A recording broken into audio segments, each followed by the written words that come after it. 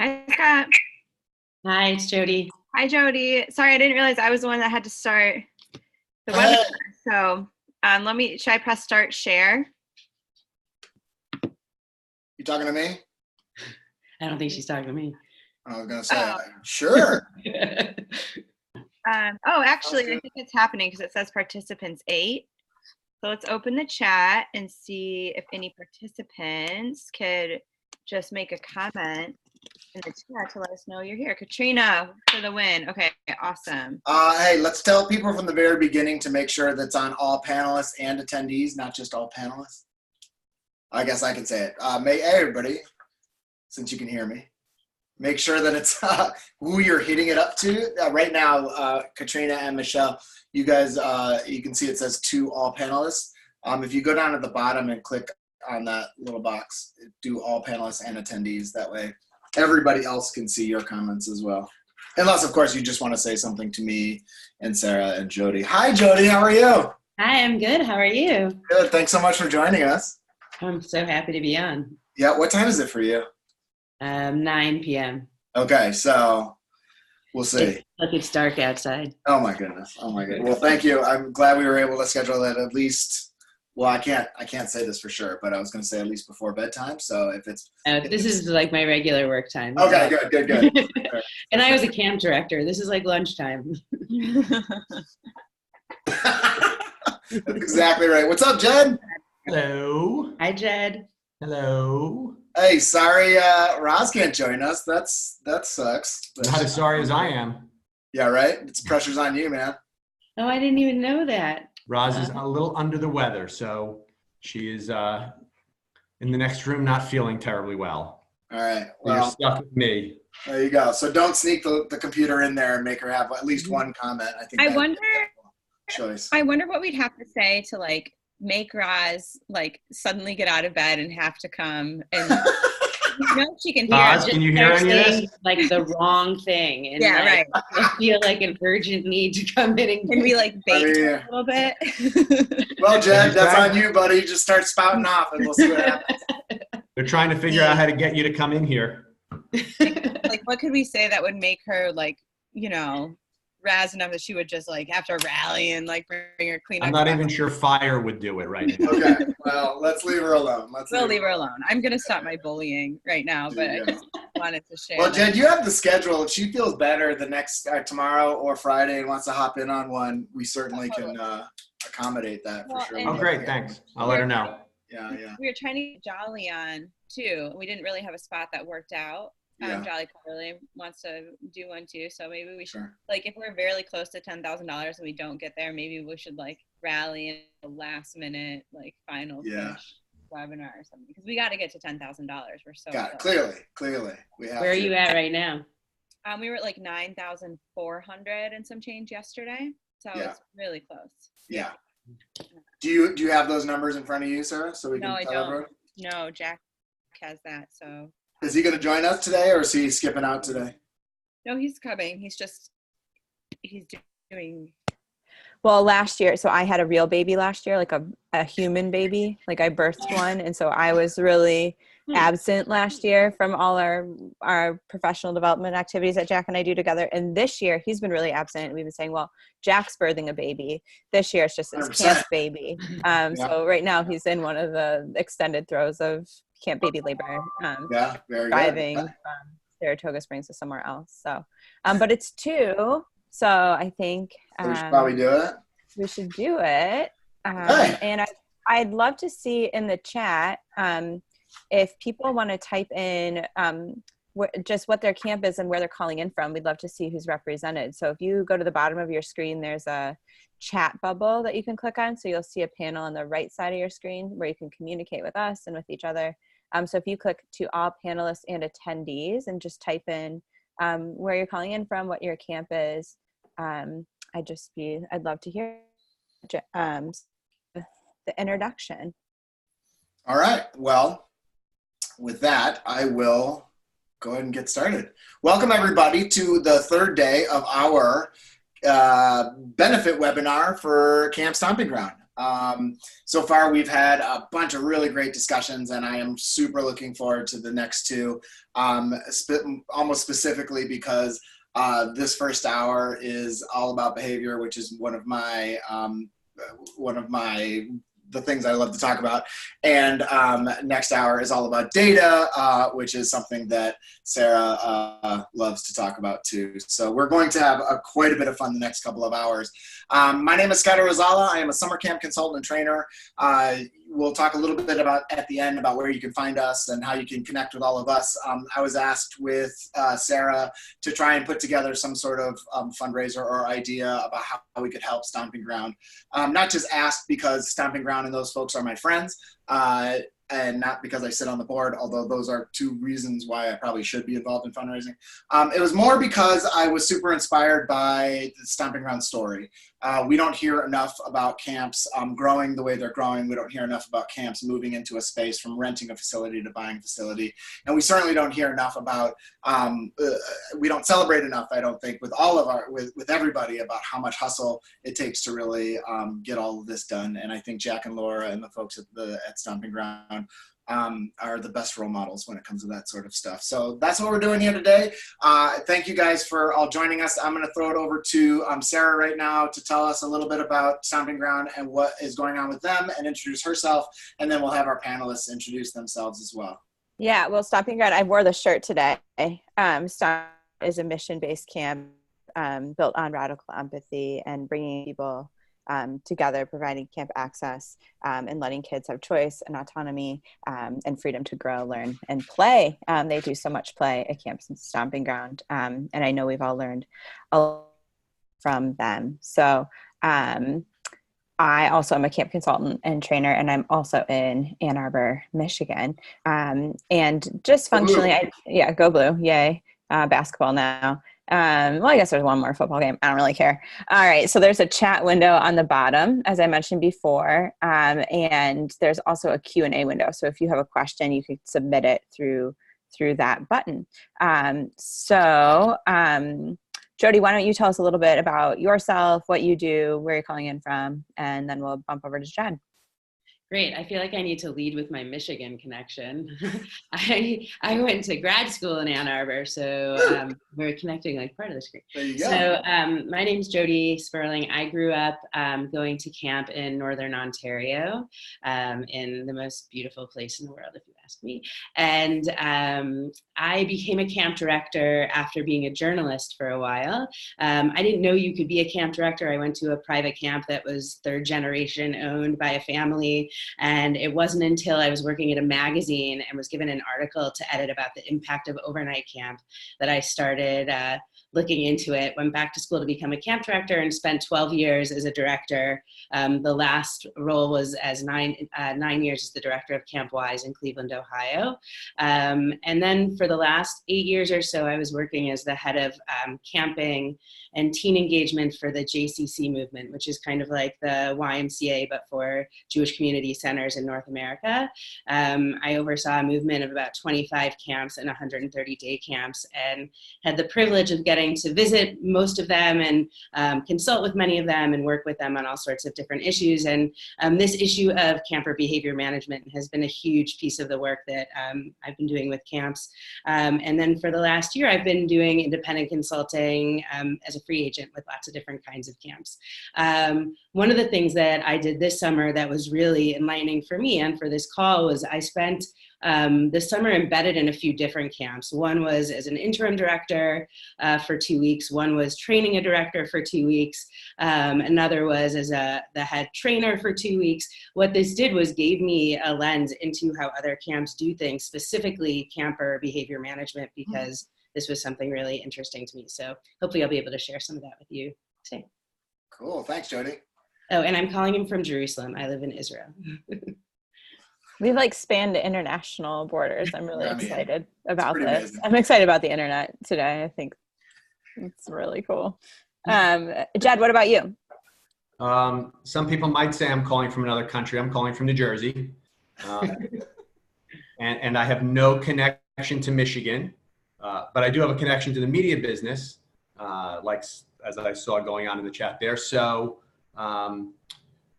about 16 years ago, my wife and I did kind of what Jack and Laura are doing. We bought our own camp. We had actually met in high school working at camp as counselors.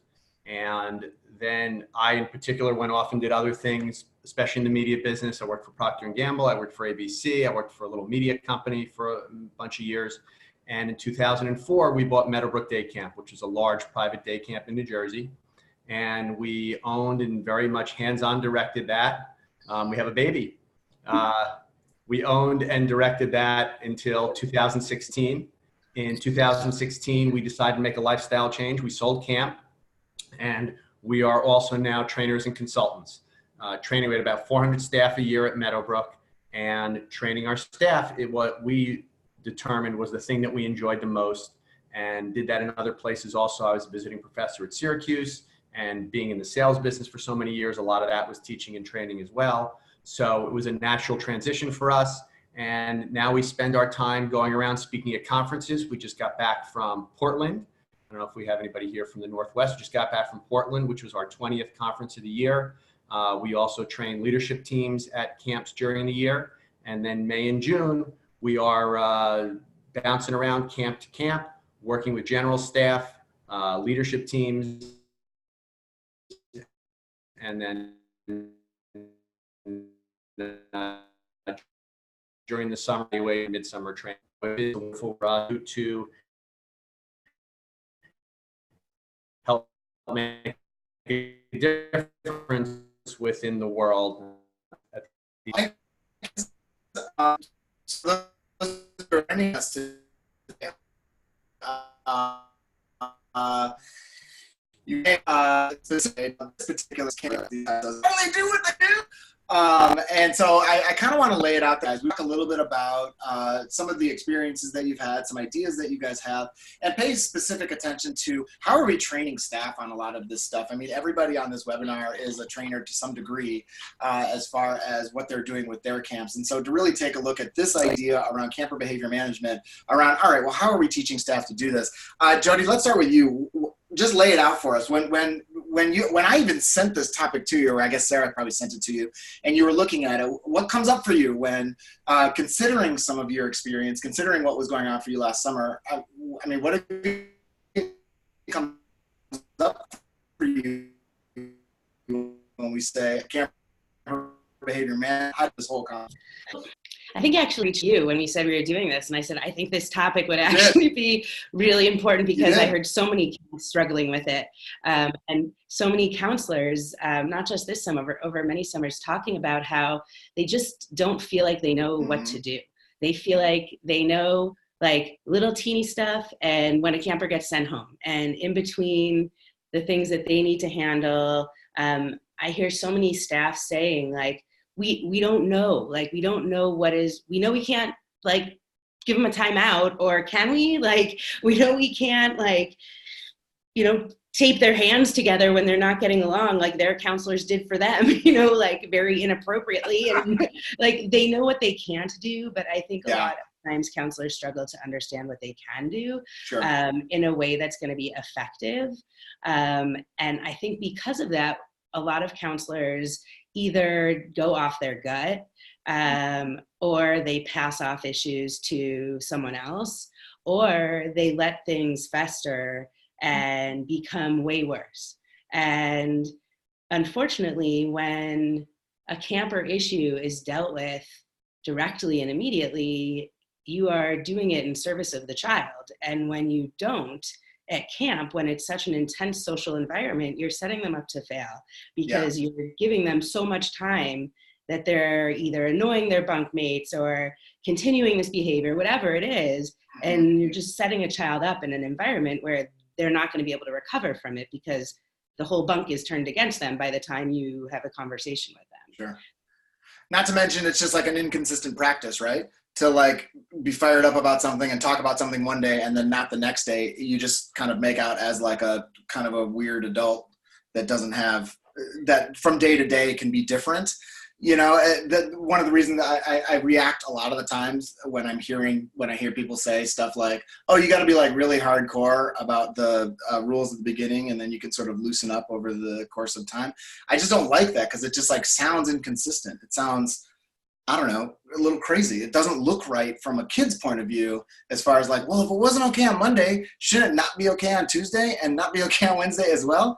So anyways, to your point about they just often don't know what to do in any of those given sort of situations. And I also think that for a lot of times when you're a counselor, you're not a parent, and you have experience from, you know, sometimes a few summers of being a counselor, babysitting, like you're not necessarily as tuned into the need to be building those relationships before you need to deal with any issues, and how much that helps you avoid issues, and what that looks like, and those relationships that are so easy to form with the kids that are most like you and are really difficult to form with kids that might be different from you. But those relationships are what allows you to manage your group and lead your group in a way that behavior management becomes a conversation rather than a disciplinary action. Totally. We're going to come back to that idea of relationship. I think that right there are the three key things. The first one is don't let it fester. When something happens, you need to address it. Number two, you need to address it consistently, to your point, Scott. And number three is that before you get to that point, it's really all about the relationships that you form with your campers, all your campers, before you have the problem. You know, we talked on the webinar on Monday, it was about the camper in the middle, and all the things that apply to the camper in the middle, or what we like to refer to as the camper hiding in plain sight. All of those things apply here also. And it's about creating the relationships with all of your campers before you have the problems. Because at the end of the day, I think that a big part of the answer to why do they do what they do is because they're kids. Sure. Yeah. You know, that's what kids do. Yeah. And so I think that those three things are really the three key things in terms of managing the behavior. And I think the first one is know when to ask for help. Sure. Well, start right there, Jed. How do you then go into a camp and teach people how to quickly, often, because, right, sometimes we have, 5 days with kids? You know, day camps, we have 9 o'clock in the morning till they leave at 3:30 in the afternoon on that first day. We have to create those relationships quickly. So give everybody on the webinar a couple of ideas about, well, how do you help staff do that? How do you train them to do that in an effective way quickly with a bunch of kids, not just one kid? I think you need to take it one kid at a time. And one of the things that we like to talk about is, and Roz learned this years ago from someone, I can't tell you who, it might have been you, Scott, the one-to-one. You know, so many of these things we did at camp, not knowing that we were eventually going to teach them to other people. So we know what we did, and we know that we learned them at Tri-State or ACA National, but we don't necessarily remember where they all came from. But the concept of actually being very intentional about spending time with every camper every day or every couple of days, real quality time. So you might say, again, you know, in day camp, it's definitely much harder. It's boom, boom, boom, as opposed to, oh, we'll get there when we get there. But making sure that when you're walking to an activity, you're walking with a different camper consistently. When you're sitting at a meal, you're not always sitting next to the same two campers. And keep track. Know which campers you're talking to, and make sure that, again, depending on what the math is of how many campers you have and how much time you have, know that every week I'm spending a day camp. Every week I'm spending at least one half of one day with every camper. This is my camper this morning. This is my camper this afternoon. This is my camper tomorrow morning. This is my camper tomorrow afternoon. And make sure that you're working with your co-counselors to coordinate them so that you're not both spending your time with the same campers. So that's one piece of it, is this concept of the one-to-one.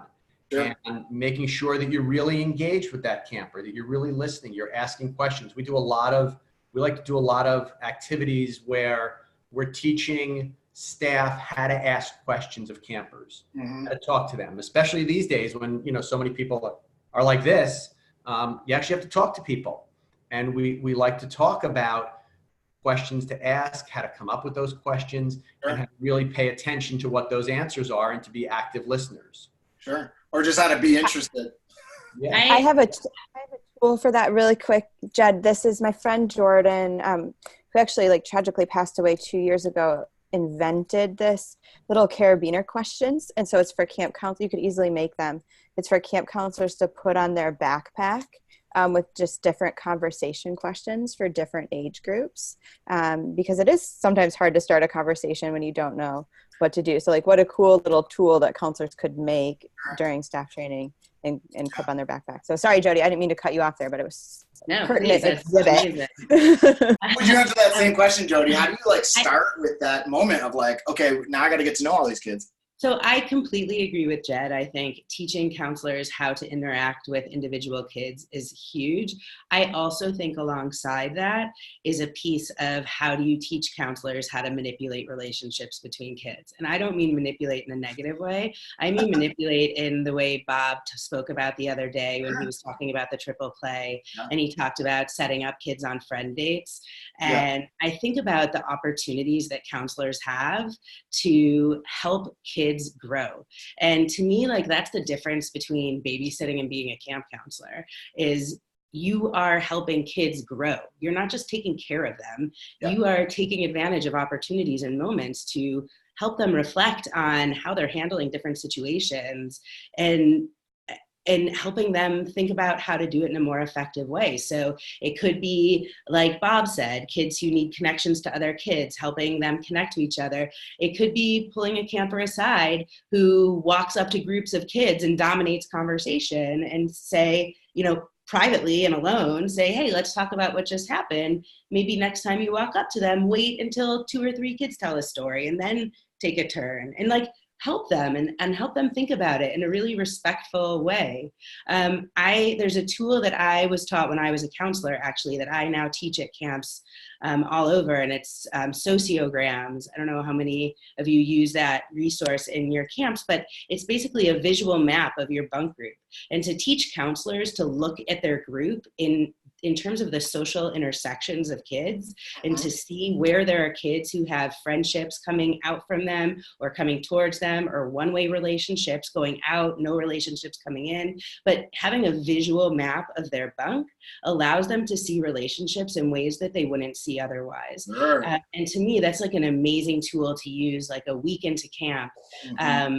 And then have the counselor team talk about it together and talk about what are we going to do about it and how are we going to address these dynamics to change the relationships, because once a bunk is formed and gelled together, issues decrease. And so I can send that if anyone is interested in seeing that. Please do. Please share that with everyone. And I would just build on that a little bit. 2 things with staff. You should make a sociogram about your staff privately. Because the same concept applies, right? And if we think about I teach it to staff, I have them do it with their friends. With their friends, yeah, no, that's cool. And if you do it with your staff, I think that would really illuminate a lot of things. And I think if we think about the traditional staff meeting where we sit down and like someone buys pizza or whatever, and the director's like, okay, at cookout, like you can only take 1 hamburger per person. We make all these announcements, like fine. But wouldn't it be much more effective to workshop sociograms with co-counselors during the staff meeting? So think about how do we turn a staff meeting into a workshop and use a tool like that to continue our education and our application of camper behavior management techniques is so much more effective than like stop letting the kids climb trees, you know, like that stuff is good, but it can be done in a memo, right? Well, and not to mention just the visual nature of that, right? Like being able to see it versus having somebody talk to you about it is pretty powerful for most people, I would say, being able to see those relationships like Jodi was talking about. Jodi, did you have a follow-up there? No, that was it. Okay. I wanted to sort of talk Jed did, though. Oh, I'm sorry, Jed. I think you guys started talking at the same time. One other thing about that is it's also not just from the sociogram idea, another idea that's related to that, which I confess I learned from my daughter, who worked in camp for a while, is that as counselors, they would get together every night or every couple of days and say, okay, who are you the most connected to right now? And they would all list their 2 or 3 kids they're most connected to. And then you see which kids didn't get listed. So that, again, that becomes another way, another tool to kind of find out where not only the camper to camper connection, but where as staff members, we're missing out on the connection with our kids or which kids are disconnected. Most definitely. I Sarah loves this one that I talk about all the time. I talk about a technique where of how I used to track the conversations that I would have with the folks I was directly supervising. So for us at our campus, my unit leaders, I had about, I don't know, 10 or 11 of them, and they all had, I don't know how many staff each. But for me, it was always impossible to remember like who I was talking to when and what I was talking about and whatever. And I could go days without talking to somebody I directly supervised without a tracking system. And so what I created for myself, I might even, I do. I have an example. Look at this. An example. I was just making an example because I got so excited. I love exhibits. Basically, what I used to do is I used to take this part of my clipboard, right? The clean part, not the back part, not all the papers, but the clean part. And I put this piece of graph paper on here that has every day of the summer across the top and everybody I supervised down the side. And I would just sort of mark every time I had a conversation. I used to keep it really simple. I would have a little plus for positive conversations, a little negative or a little minus sign for negative, more negative conversations or critical conversations, and then a slash or a 0 or something for like, I don't know, I'm just trying to get to know them or we're just kicking it or whatever. But it's the same idea you're talking about, Jed. As soon as I would sit down at the end of the day, I could look at not only who I was talking to that day, who I hadn't talked to maybe in a day or so, but what the sort of quality of the conversations were. I mean, obviously you kind of know all your negatives. Those are the ones that are going to float to the top. But I could also see like who some of my rock stars were that aren't the obvious rock star, or I could see who the folks that I just like to hang out with because I just would have a bunch of zeros. So I would always go talk to them. I think the same could be true for how we help staff figure out how to make sure they're tracking some of those conversations with kids. You asked if you had a short time to train what you would prioritize. Yeah. I think there are 2 other things that I didn't say that I would want to add. One is teaching supervisors what they want behavior management to look like from staff, because I think very often I see inexperienced supervisors who are the people the staff will go to when they want help with issues and they don't know necessarily. And so I think the supervisory training around behavior management is really important. I also think a piece for staff around their ego and getting their ego out of behavior management, because I think that a lot of times counselors take things really personally and they don't understand how to take that off of them. And so they respond from a place of taking it personally, which, as we all know, for many relationships we have, that's never a good way to respond, particularly to a kid. And so I think doing a workshop with staff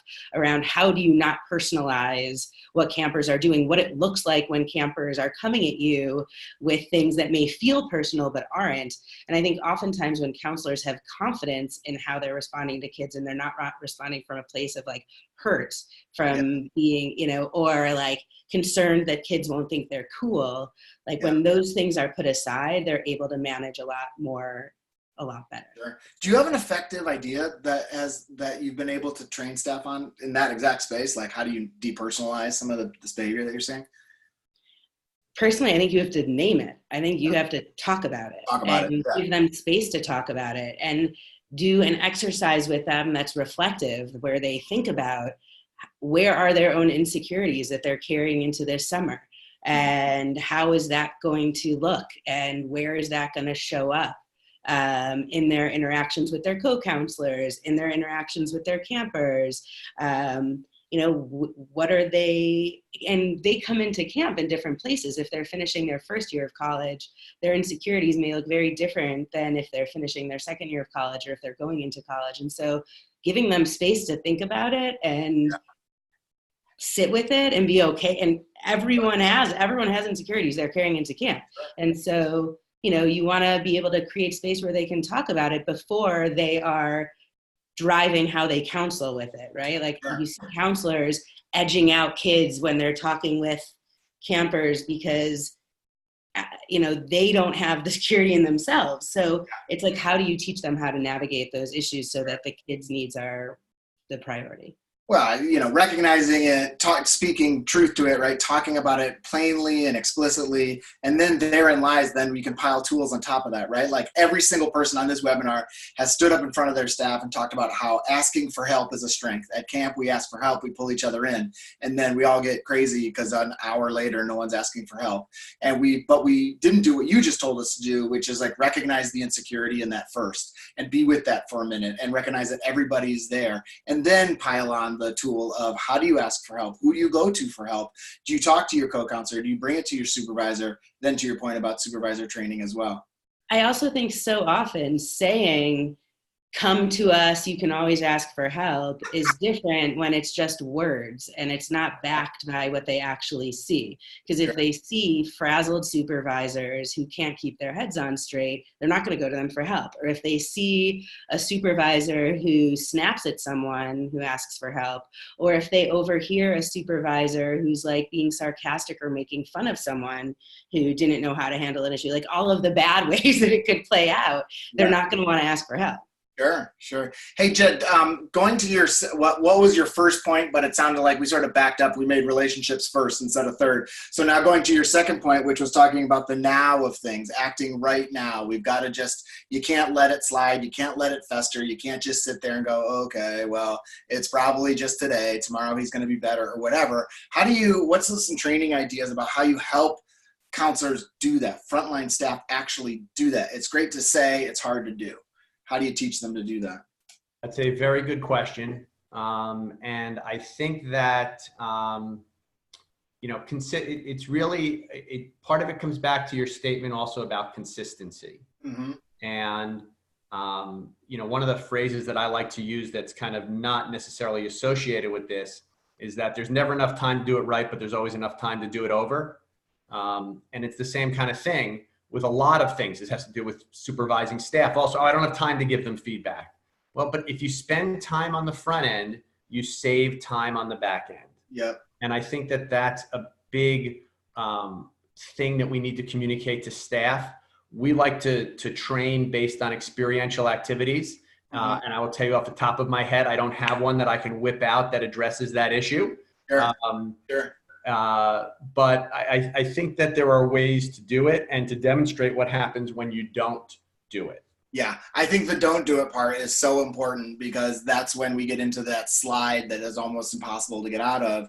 I think so much of that is about how do you help people be sort of aware in the moment, noticing what's going on right now. And so much is working against that, right? Not only where we typically are in our brains, which are sort of planning for something in the future or reliving or reviewing something that just happened, right? But trying to stay kind of right here, right now is tough for people. And then on top of that, right, we have all these other pressures about what's going on at camp. So far the conversation has sort of sounded like, well, we want them to do all these wonderful relationship building type things, right? We want them, Jed, you were saying, spending, half a day, like really concentrating, thinking about, I'm trying to get to know this person. All these are great ideas, yet we piled on about 1 million things onto that camp counselor's plate that they're also trying to get done in that given time. So there's got to be something about that awareness, getting them to see what's happening right in front of them, right? And see that behavior. Yeah, and when I talk about spending half a day, that doesn't mean you're not doing anything else that half a day. No, I know. But that means that during that window, okay, when you have those downtimes, when you're walking to an activity, or when somebody is waiting to do something to challenge course, so because they have to wait, or they're waiting to shoot at archery. Those are the times, fill in those little gap times with, if you're not doing something that's a downtime, fun time, something with the whole group to keep them occupied. If you're going to chat with somebody, don't just stand there and chat with your co-counselor. Mm-hmm. Stand there and chat with your one-to-one in that window. So if it's Tuesday morning, my one-to-one is Sarah.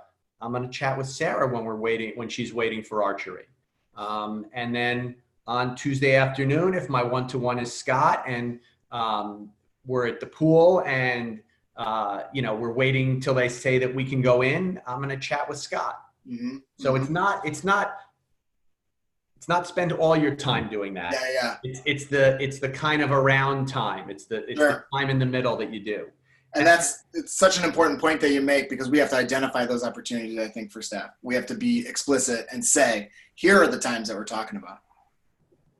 So what I like about this one-to-one thing that Jed is describing is that it puts like a framework or a system around this relationship building and takes away some of the ambiguity of like, oh, you have to build relationships. And it's like, oh yeah, I'm nice to all the kids. I brought them candy last night after my night off. And it's like, well, no, like they didn't exactly do the thing. And so I feel like one part of it is creating systems that can work for counselors, but then the other part of it is teaching counselors how to think in the moment. And that is really hard, right? So we're talking about how do you do this like experientially in staff training. But I think one thing that we do that makes it even harder is we tell camp counselors, we try to scare them through risk management. We tell them about the gravity of their job, right? Which is important that they understand that the decisions that they make could have a real safety or emotional safety impact on kids. But in telling them that, I think we give some campers or some counselors like decision paralysis, and they can't distinguish what they should do or if they're even allowed to respond to a behavior incident because they don't want to mess it up, right? So what do we do to I don't know, I guess what I'm asking Jodi and Jed is like, how do we balance hi Eric, how do we balance the expressing the gravity of their role as a camp counselor with also giving them the autonomy and the confidence to handle things, because those expectations are in conflict. And that's when we get counselors who we hear a lot of complaints about as camp consultants who can't do anything for themselves and always have to ask for permission and don't know how to problem solve. I don't actually see them in conflict, because I think that the challenge that I see most is that the counselors, everything you said is right, but they're not given clear instructions. And if they were given clear instructions, oftentimes I find they would follow them. But they so often, sometimes I find that directors talk around behavior management and teach around it, and they're not specific enough. And it's not that they need a formula for each situation, but they need to be taught the philosophy behind it so that they can make the decisions in the moment of how to handle the issues. I always think about my first summer as a director. When I got to the last camp I was the director of, it was like Wet Hot American Summer. It was like what you don't want a camp to be like. And my second summer there, I'm sitting having a meeting with the unit heads up at a picnic table, and the picnic table looks out onto the pool and the big grassy area by the pool, and a whole village is up by the pool. And I see this unit head who's like clearly like, waving his arms and like da-da-da. And the kids are all sitting on the grass. And I see these 3 kids, each standing with their face like this far from a tree, 3 different trees. And that was how he was punishing them. Wow. That like in front of the whole group of kids, like, wow, we're going to embarrass you in front of your whole peer group. Needless to say, those kids did not have a good summer, and they really struggled. Looking back on it, the issue was that their program wasn't interesting enough for them. It was their 4th year in a unit that wasn't changing enough for them from year to year. They had every right to be acting out. It was that the staff didn't know how to manage it, and it had escalated so much that it was like this crescendo of horrible management. And I think about that so much, but I think that directors need to be clear. I think they need to, I teach 4 R's, that when you have an issue, the response needs to be respectful, it needs to be remedial, it needs to be right away, and it needs to be related to what they're doing. And to me, if staff understand those 4 things, they will know how to respond to most issues. And if they don't, they will be able to get there pretty quickly. But they have to be trained. And if it's not that, something that helps them understand, like, this is how we think about it. Or, when my bunk is out of control as a group, these are some ways I could handle it. When it's one kid who's acting up a lot and who's being really disrespectful, this is what. And also teaching staff to start from a place of, hey, what's going on with you? Yeah. Not coming down from the top, but coming from a place of like respectfully, like, what's the deal? Like, we're at camp. You clearly are not getting my vibe, like, what is it that's going on for you? And when you approach kids from that place, I'm reading this book right now. I was telling Jed the other day that I'm reading this book right now that's called No Bad Kids. It's toddler discipline without shame. I have a 3-year-old, and So you're reading everything you can get right now. You could train staff to this book and they'd be the best counselors ever. Can you send that to me when you're done? There's so much that you can learn from parenting stuff that you can teach counseling. You just have to teach them stuff. Yeah. And I find that they will act from a place of empowerment if they have clarity around expectations. So I'm hearing they need to know how to not take it personally. Like that was the first step, right? So have a clear head and keep yourself in that even keel state where you can respond. So that would be the first step that we teach. And then we need to give them tools to respond, or a framework that they can have as like a security blanket to help guide them before it becomes something that they understand how to do. Cool. And then I think the third point that I was just hearing is that we have to be explicit that they are in charge, that they get to do these things right now, right? And we want to do those first two things, Sarah and Jodi, because if not, we end up with a unit leader who's making them stare at trees because they don't understand how to handle it in that moment. But the fact is so many of us camp professionals, we complain about our staff not really taking initiative around things or taking a lot of ownership over things. It's a little bit bigger of a complaint than just behavior management, but behavior is like the perfect place to practice that because you are fully in charge. Every single camp I've ever worked with, I even know about, the frontline camp staff, whether you're 16 or 26 or anywhere in between, you're the first person that's going to handle it. You're the first conversation they're going to have. You're the first attempt at some consequence to mitigate the behavior. They have to know that they can do it, that they're in charge.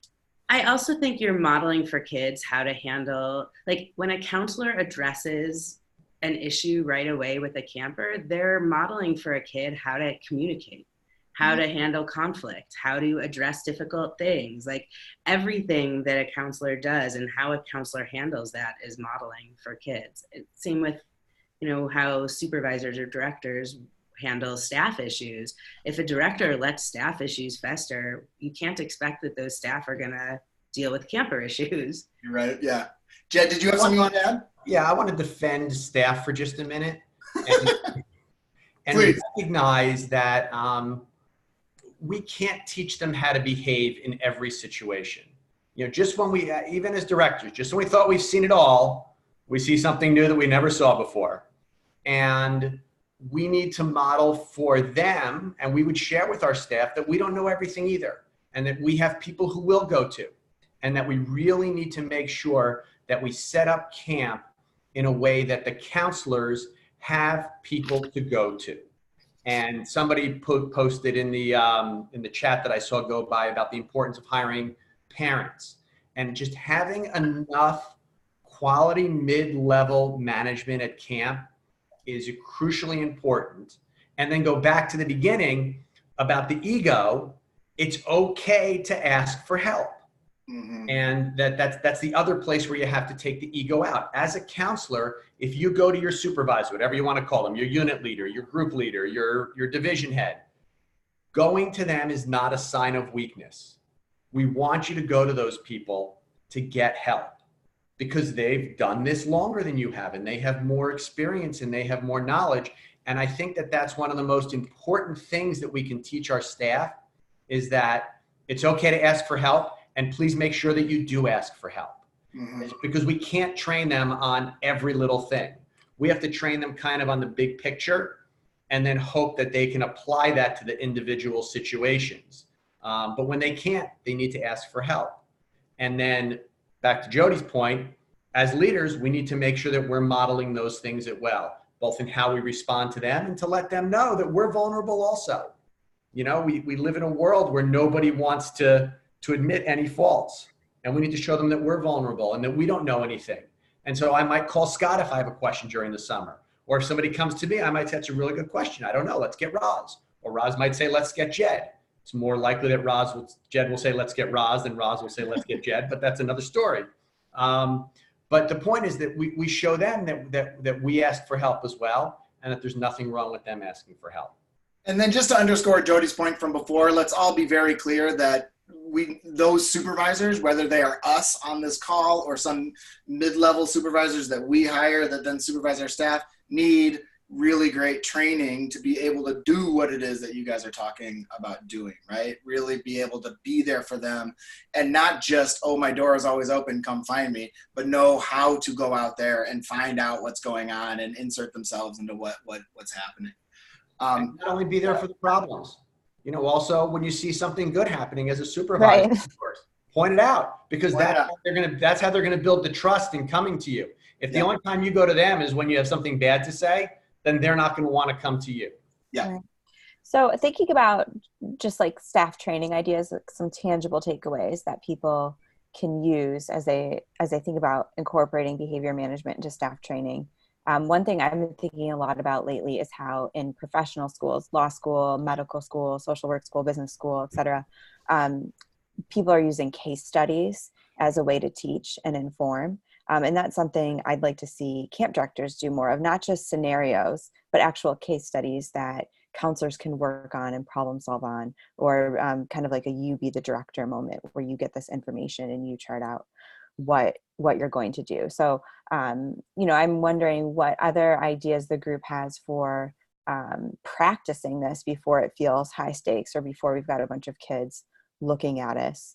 What are other ways during staff training that we can kind of take off those training wheels a little bit and get in the mindset that we're doing the thing, not just like learning about how we might do the thing if it does happen to come up? We like to set up intentional and unintentional role play also. So unintentional role play is when you have a small meeting, maybe you have a leadership meeting, and we will intentionally set the room to be one chair short. And we'll see who goes out and either says, all right, I'll sit on the floor, or I'll go get a chair. Mm-hmm. And then we'll talk about it.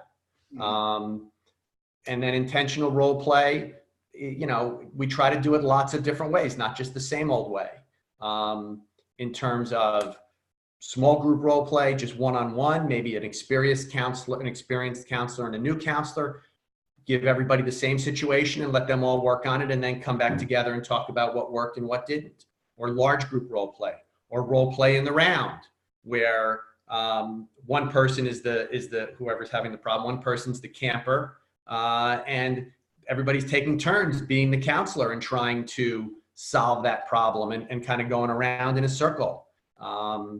And, you know, for field trips, we used to take our travel staff on a field trip. We'd put them on a bus and we'd put them on a field trip, and we would, you know, give little slips of paper to experienced counselors and say, when we get to the grocery store, wander away, see what happens.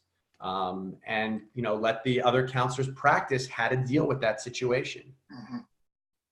I'll add a couple of things. One is going back to what we were talking about earlier about the importance of the proactive relationship building. I think it's really important to model that from day one for staff in staff week. So when they get to staff week, having them live in mixed cabins of returning, old, different roles in camp, different years in camp, and have supervisors be counselors for them, model for them the bunk experience, have them every night do a debrief in their bunk as you would expect counselors to be doing for their campers, so they're learning what bedtime should look like.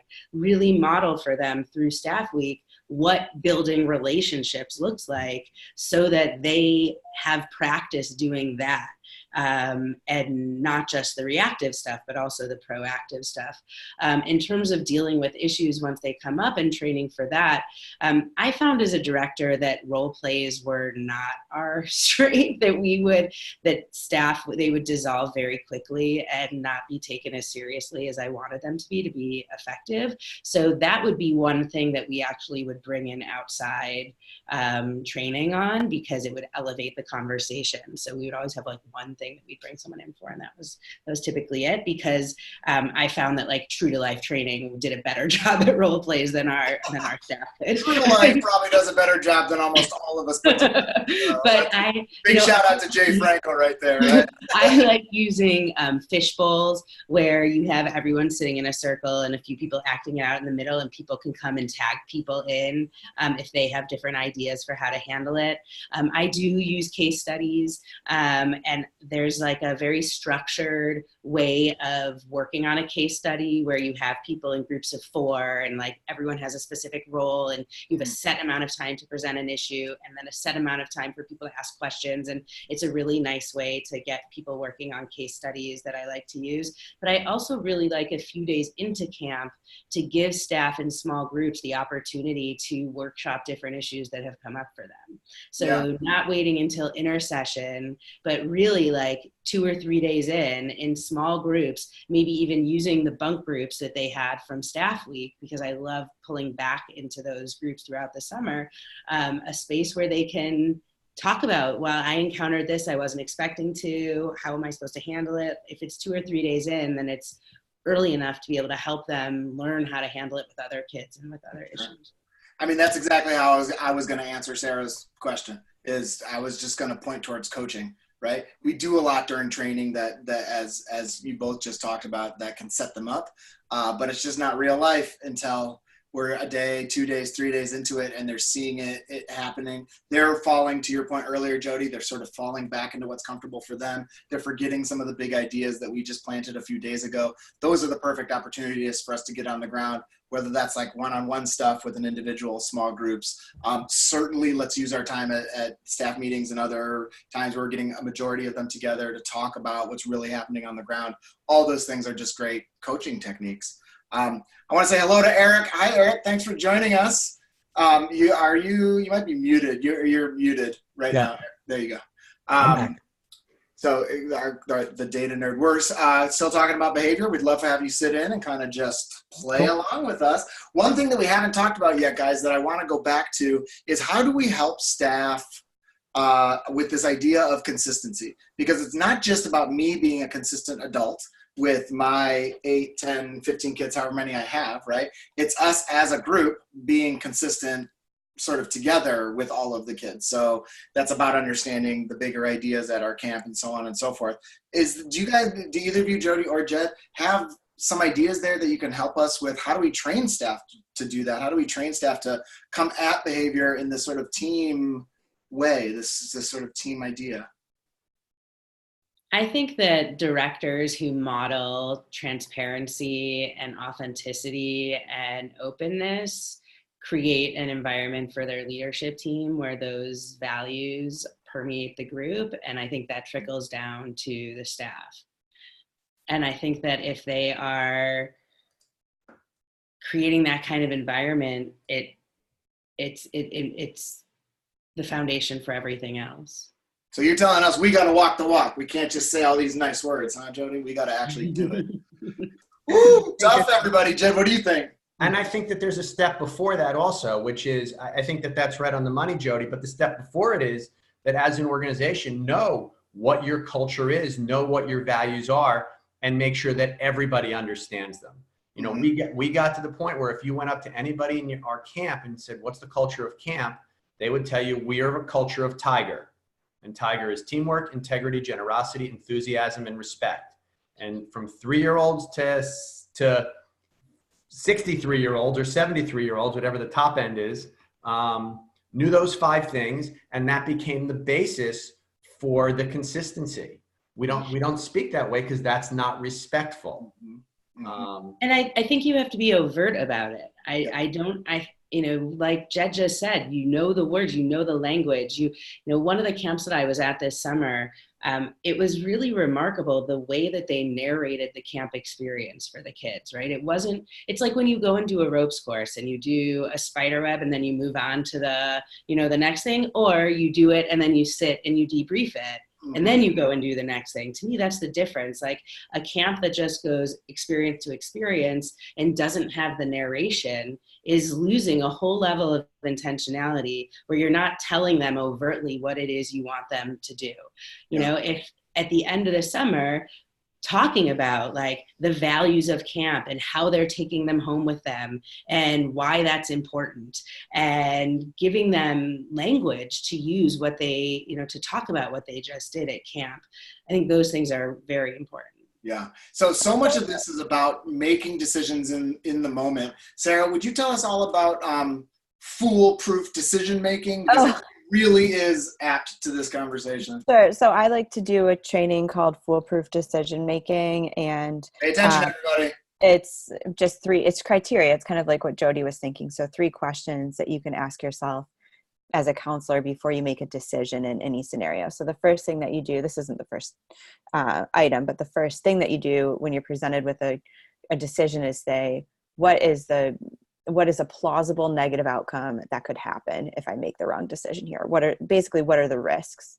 And then with that in mind, you ask 3 questions. You say, what would I do if the camp director or the camper's parents were standing right here, right? The second question is, how would I feel if video of this decision and the outcome were filmed and were posted on the internet and went viral? The old school version of that is, how would I feel if this was headline news in the newspaper? And then the third question is my decision 100% in the best interest of the camp and the campers, right?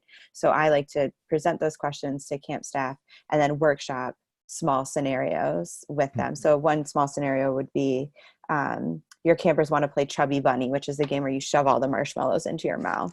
And so you can imagine, okay, what are some possible risks that could happen? And then you can workshop the questions and then say, okay, I don't want to do that. I have to figure out, what do the campers really want? What, values do I need to uphold? And then could I come up with an alternative that satisfies all of those questions in a positive way? So, that's great. Yeah. Eric. Sarah, we actually spoke about this not too long ago, you and I, on this topic of decisions being defensible. Yeah. And it's something I think it's Dennis Snow is the guy's name, who's a Disney person turned to consultant. It was one of the things that I most loved that I stole from an ACA professional development conference, was that, at Disney they have these service standards, but they're like a lot of organizations, they have values, but they stack them in a very intentional hierarchy. And so that one has to come before the other. And so I think of all of the things that we stole starting, at Berkshire Soccer Academy, it was that there are so many critical thinking points in the life of a staff member that if you have a hierarchy where they can kind of defend and speak out their math behind why something was good or bad, it's great, because they can defend like why it was good to be late for lunch because we needed a couple more minutes to find the kid, right? It's like which is the perfect reason to be late. Being prompt might be a priority, but having everyone is, a higher ranking priority, right? So it's how young people can help make sense of an order. So I just love that defensible position. Yeah. Hey, I also think. Oh, sorry. Go ahead, Jodi. I was just going to say, I also think it's a helpful exercise to go through with your leadership team, even just amongst your year-round team, is to think about what are the things you promise to parents and how do those get executed in camp. So, for example, if you say makes lifelong friendships, how is that happening? Where is that happening? How do they actually know that's happening? Like, is it happening just hopefully, or is it happening because counselors are taught how to do A, B, and C, and you can articulate that those are the things that counselors learn how to do to help kids make friendships? And I think if you're able to break down what you do and why you do it in that way, and with your staff, they then are able to see, as we said earlier, the philosophy behind it, and it helps them be consistent, as you asked, like be consistent throughout camp and have the same common language, because they all understand, oh, this is why we're doing it, and this is how we do what we do. Yeah. There's a question in the chat that I want to make sure that we get to. We only have a couple more minutes. And Deborah, I'll just summarize this, asking about those return campers that have a reputation, right? So how do we train Hi, Jack. How do we train our returning staff about those kids that are coming back who have had behavior problems in the past? What do we want to be cognizant of in regards to that sort of question? So Jodi, Jen, do you have a take on that question for Deborah? Jen, you want to go first? I do. I just feel like I was talking. You guys sit on it for a second. Think. Here's what I would say. Listen, I think there's a huge issue with how much staff know, how much they don't know about their kids. Mm-hmm. I think camps struggle to know what's right to share, what's appropriate to share. We all know parents undershare. So there's a lot of points of disconnection of information that should be passed along. I think the question is specifically about kids that have a negative reputation, and who are coming back. I think it's really important, back to the conversations that you have with staff, to have conversations about how much kids grow from year to year, how different kids are from year to year, how different they are in the context of their environment. A kid who was amazing last year may be horrible this year. And a kid, who was making horrible choices last year may be your favorite camper this year. So I think that it's worth that conversation of understanding how kids change from year to year, understanding how to manage group dynamics from the beginning, because kids are going to be coming in with expectations about those campers, if they knew them from the summer before, and how you help those kids overcome preconceived notions that other kids may have about them. So I think a lot of it is in the preparation that you do for open-mindedness and giving kids space to grow. Yeah, I mean, one of the things that I've done so many times about this exact idea is I've just said point blank, raise your hand if you feel like you're the exact same person you were 1 year ago, that you haven't grown, that you haven't developed, nobody ever raises their hand, right? And so creating that identification right away with that, and then saying, don't steal from kids. They worked hard to get to where they are right now. And by you starting the sentence, hey, oh, you've got that kid? Oh, let me tell you about that kid. You've already stolen from them. You've already taken away from them. It's one of the reasons why I get all crazy about labels. It's like labels rarely help. All they do is they put kids in a box. Like, I'd much rather everyone say, watch what happens in the first 5 hours, and make some decisions based on what you're seeing, not what some label is or what somebody has told you in the past. Don't steal from kids, right? Again, I think this is a really important place where modeling is so critical, because I think if counselors hear supervisors being like, ugh, that kid, or like even directors I've heard talking sarcastically or negatively about kids. And I think that if that's an environment that's happening, the counselors are going to follow suit. For sure. And I think the other answer is the way that I like to communicate that is through stories. I think stories are very powerful ways to share things with everybody, staff and everybody, and to tell stories either from your camp experience or outside the camp world about people who've changed. And sometimes you even get them from the trainings. We did a training with a camp a couple years ago that had to do with inclusion, and inclusion is the wrong word. About cohesiveness. I think inclusion is the right word. But the point is, at the end of the training, and this was with the leadership team, one of the supervisors said, in front of the whole group, he said, I was that kid. I was the kid who pushed other people away. I was the kid who created the cliques. And I've learned from that. And so here's somebody who's saying he was the tough kid and he changed. And so I think that those kinds of stories are really helpful. And building up your portfolio of stories, I think, is really helpful too. I think with that, two ways to get to that. One is by having staff do like a personal reflective exercise around times where they have been labeled, and get them in a space where they are thinking about their own reactions and how they would handle that, or how they have. Also, I think that a parent panel during staff week is a really, really amazing tool and amazing program.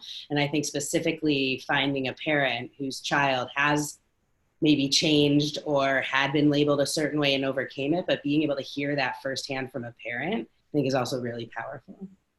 Cool. Hey, There's- guys, we don't have a ton of time. We've only got another minute. Sarah, did you have something else we wanted to Well, talk about? there's one more question in the chat that I don't think we can answer today, but I do think it deserves greater thought, and maybe we can follow up or talk about it another time. And the question is about talking. So what are some ways to use other techniques than just talking for behavior management type situations, right? So instead of talking about it, what are other things that we can do, or other ways that we can help kids learn instead of just having a conversation? So I love that question, and I it's a big question, so I wanted to put it out there for all of us to think about, but recognize that we definitely can't do it in the last 30 seconds. Probably not, but I have a handout on that if you want to remind me later, and I can make sure that you get it. Great. Hey guys, thank you. I can't even begin to tell you how much we have appreciated your time. Jodi, will you kind of start, maybe give us your final idea, and then tell us a little bit about where we can find you, because I think so many people got inspired by your ideas, they're going to want to hit you up. So one final idea, and then tell us how we can get to you. One final idea would be model for your staff the importance of relationship building by doing a ton of relationship building during staff, and don't cut it out if you're short on time. Even if you're a day camp, oftentimes I find day camps will be really tight on time and cut out a lot of the fun stuff where they're learning how to build relationships. And to find me, you can find me at Jodi at flywithsparrow.com. FLY with SPARROW.com. And I'm happy to talk to anyone who wants to follow up. Thank you so much, Jodi. Jed, give us a final idea and how we can get to you. Final idea. You talked about, so many times it's come up in this conversation about modeling. So all 6 people on the screen, and anybody who's at home, do the exact same thing I'm going to do right here, right now. Take your hand, put it out in front of you like this. Make your hand into, I'm trying to figure out how to do this on the camera. Make a circle and put it on your chin. Yeah, you guys are right. Eric's with me. Most people, and if you did it on the chat, raise your hand if you put it on your cheek. And the answer is that you put it on your cheek because I put it on my cheek. And people follow what we do, not what we say.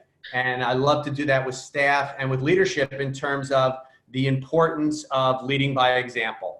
And that was, Jodi's whole point. All these things that we're telling our staff to do, if as leaders, at whatever level we're leaders, if we don't do them, it doesn't matter.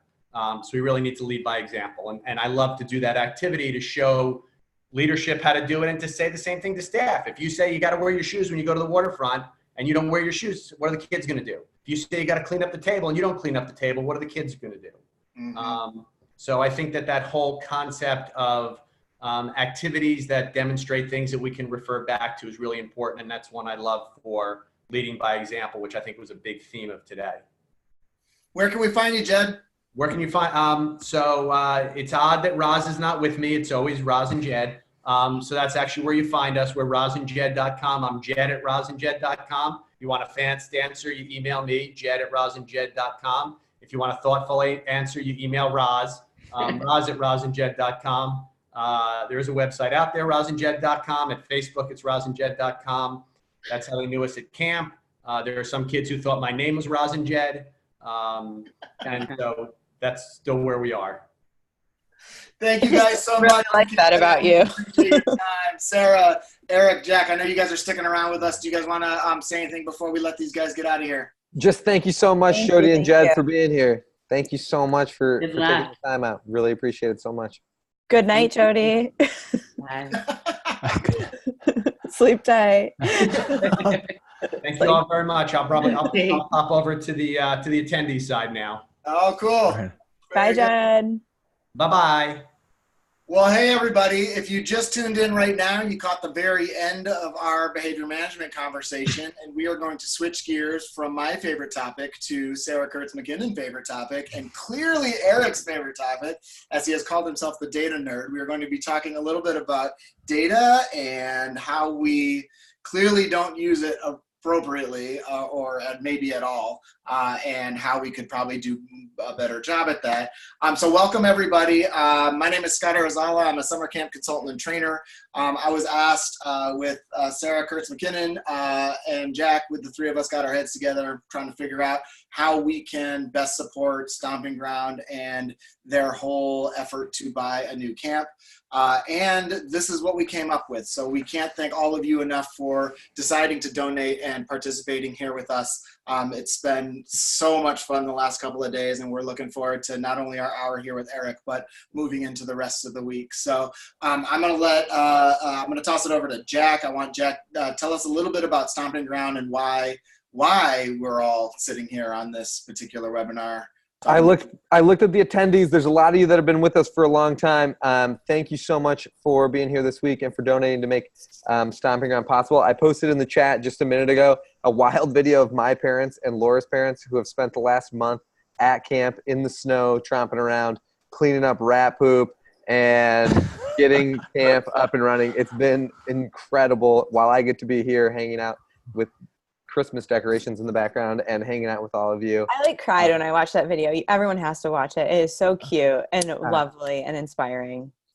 And Awesome. And so and my brother's there. I'm at my brother's house. He was there last weekend. It's been a family affair. I'm going to get the rest of my family out soon. Don't worry. And you'll all get to meet them. But thank you so much for being here. Stomping Ground, you can find us at campstompingground.org or .com. They both work. Eric will tell us why that matters later, maybe. I'm really grateful that y'all are here. I won't talk too much more except to just keep saying thank you, thank you, thank you. I can't appreciate what y'all are doing, Scott and Sarah and Eric. I'm so excited to also just learn so much about data today, because we're pretty bad at data, and I love data. I went to school for engineering, so I'm big on the idea of data, bad on the practicalities. So excited to dig in today. All right.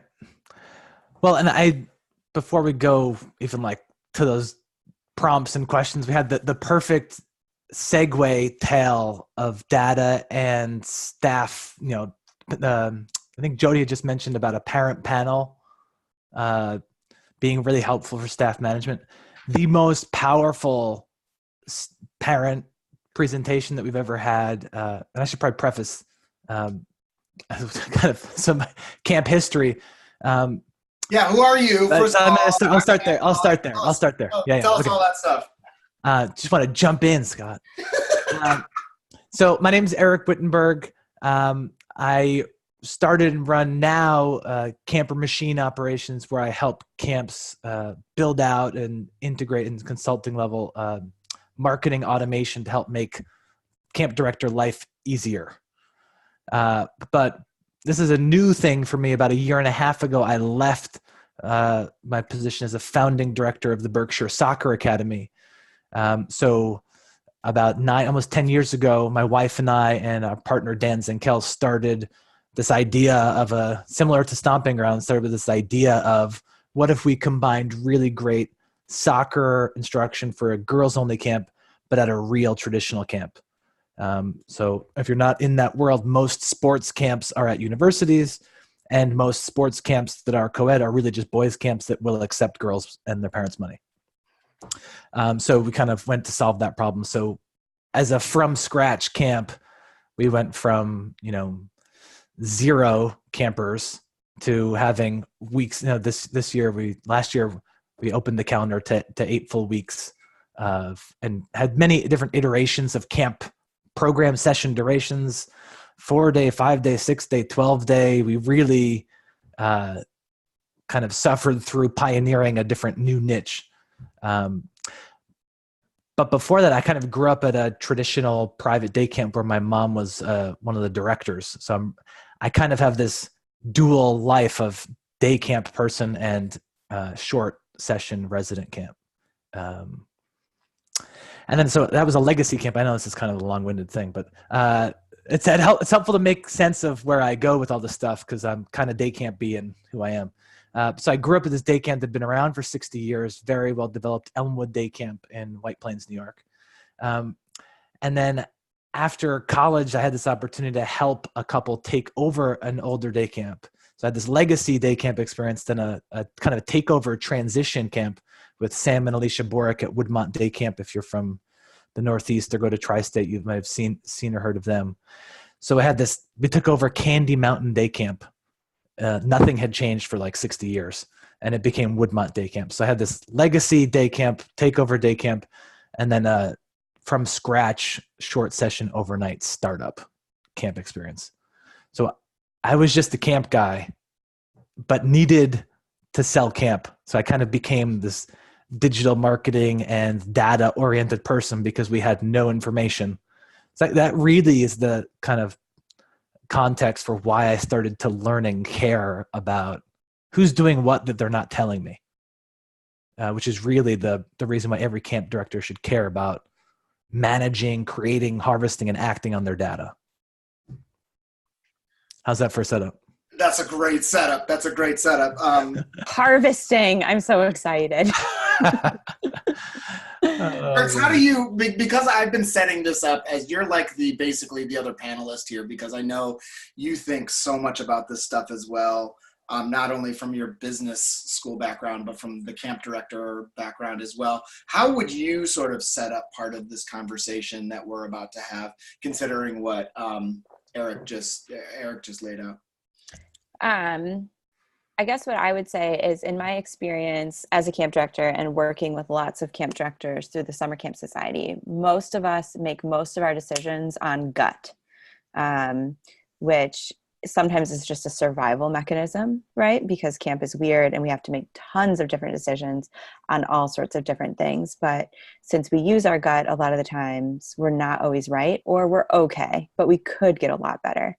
And if we look to other industries aren't making decisions on gut, right? Like like this Sharpie is like, it's so stupid, but someone's job is to like think about the exact font that's used on the Sharpie and like study that and like use data for that, right? And so if other industries are doing this and expecting this and making their products and services better, why aren't we? And how do we unlock resources or skills or time to be able to actually do that is a question that I have. But I think that even though switching our mindset around how we make decisions or how we gather information that informs our decisions is really hard, and putting the systems in place is really hard, in the end, it will save us time and energy and money, because we will make better decisions that free up some of the resources that get tied up when we make decisions that are very imperfect because we haven't done any research and we're just doing what we think feels good. So that's where I'm coming from, but it's a change in mindset, which I think is really hard. Well, no. Change in priorities. But you just gave us some real reasons, right? You just told all of us that you're going to save us time, money, and resources. Right, that was a big promise. My bad. Well, that's not why. I'm not sure what else is. Eric, do you have anything else you can add to support that? I mean, what else? Why does all 50 people need to care about what you're about to say, other than money and resources, or maybe including those? I don't know. Well, I think the big thing, so Kurtz is mentioning, you want to rely on data or at least be informed, but I think a lot of, a myth that people probably subscribe to kind of inherently is that data could show you something that isn't the complete picture, especially for those of you that have like an executive director for an agency, like a bigger association that's not at camp and that's going to respond, or an owner operator that's, not at camp, but looks at survey data. It's threatening. It's threatening because camp could have been amazing, but one kid says that the French fries were soggy and they're not coming back because of it. And that's like, what do you mean? We had a whole great season. So I think kind of addressing the data that you're going to make decisions off of, the data that's going to support the experience of leaders, and kind of, I think, addressing it as calling out which is which. I know for me that was it's a little bit hard. You have to get over the fact that someone that's not there, that's a stakeholders, might and should see data around the staff experience, camper experience, the parent experience that might be threatening to you. But at the Berkshire Soccer Academy, we have an adopted catchphrase that feedback is the breakfast of champions. It's from Ken Blanchard, but a business writing author guy. but now it's from Berkshire. hey, we'll take it. But we've adopted it, and it's significant, to get over that hurdle, that you can trust that you're going to get feedback about, like, hey, maybe the feedback on this webinar is that, like certain sessions were more popular. It's not an emotional or kind of personal jab, but oftentimes that's the big hurdle. The people are scared of data because it might tell them something they don't really want to hear, or they're afraid that other people might hear it differently and kind of create meaning that's not necessarily there. Yeah. So I just saw this quote from Adam Grant, which I really liked, and it was talking about how using the word advice instead of feedback makes it much less intimidating. And so I'd like to frame data and thinking about it as advice, right? And it's a different type of advice, and potentially if you do it right, it's a less biased advice than any other advice that you're going to get. So if we think about it that way, it's less intimidating. But Eric, I think building on what you're saying, what are some other reasons that you think camp people, generally speaking, not always, are hesitant to dive into the opportunities that data presents? Like, what are the roadblocks in our industry? Look, so one kind of functional barrier is knowing where to get it. Like, there's SurveyMonkey type data, Google form data that's relatively easy if you want to go get it. But I've been using CampMinder for like 15 years. So I call them Easter egg fields. They're just like all sorts of like nitty gritty things that you can find. And if you really want to look for it, you can see, which zip code has given you the most campers over the longest time. Like, that should inform all sorts of decisions that are going to come out of your annualized planning. So all sorts of kind of technical things. And I think there's probably a skill barrier that you have to get over. Like I jotted down a couple before, just simple things like sorting, filtering. For some people are not, if you don't have experience with it, you haven't been taking statistics classes or had a reason to be in Excel. And then you get into like the further like data manipulating functions. Like, it's just worth buying a $2 Excel cheat sheet. It's just, no one should be remembering this. If you're remembering functions, like, you probably need to reorganize the calendar. But just knowing, the business school people knew all the functions. I thought I needed glasses because I was so much slower at Excel than all my business school classmates. And no, they were just that fast, and my vision was fine. I went to the doctor to get my. Wait, but Eric, sorry. Eric, help me out with something really quick, because I think I love nerd data stuff. I told you that to begin with, right? Yeah. And when I talk with Ray and Clea and Laura, the people that run Stomping Ground with me, as soon as I start talking about any of this stuff, their eyes glaze straight over and they go, Jack, whatever. And then I go in, right, and I do what you're talking about. I go find, where's the zip codes that we get the people from? Can we run more pizza parties there? Can we? Yeah. We can make decisions about that later, right? But what's like one thing, maybe two things that someone who doesn't do data could do right now, so we can keep them on the call, so then we can get them to so then we can get them to take the next step? Sure. So, well, there's depends on which way you want to go. The thing that's most, aside from the skill level that you can do to think about data a little bit differently, and this is a big shift, is that most people respond to lagging indicators of sales and registration and enrollment based on like what's already happened. And I think that's one of the biggest things about embracing a world of data where data is plenty, it's like too much data. But where it's important is you can get a jump start on leading indicators. So whether you're collecting forms for your staff, registrations, leads, all of these things precede the action, right? So if you're a staffing director, it's your job to make sure you have all the staff completed the forms, their visa and all this, like all of that's done. And tracking it, like you don't need technical skills to track how many of the staff have all of their forms done and giving them a shout out. But keeping tabs on it in a spreadsheet and being able to sort it so you can say, giving them a shout out in the group, or say, hey, we really need to get to 50% completed forms. We can do it. And just using numbers. There's a There's a really great book titled Nudge about, sharing social data that's kind of a little bit included. So like I get a good example of this. My electric bill shows that I use like 10% more electricity than my neighbors. And it irks me.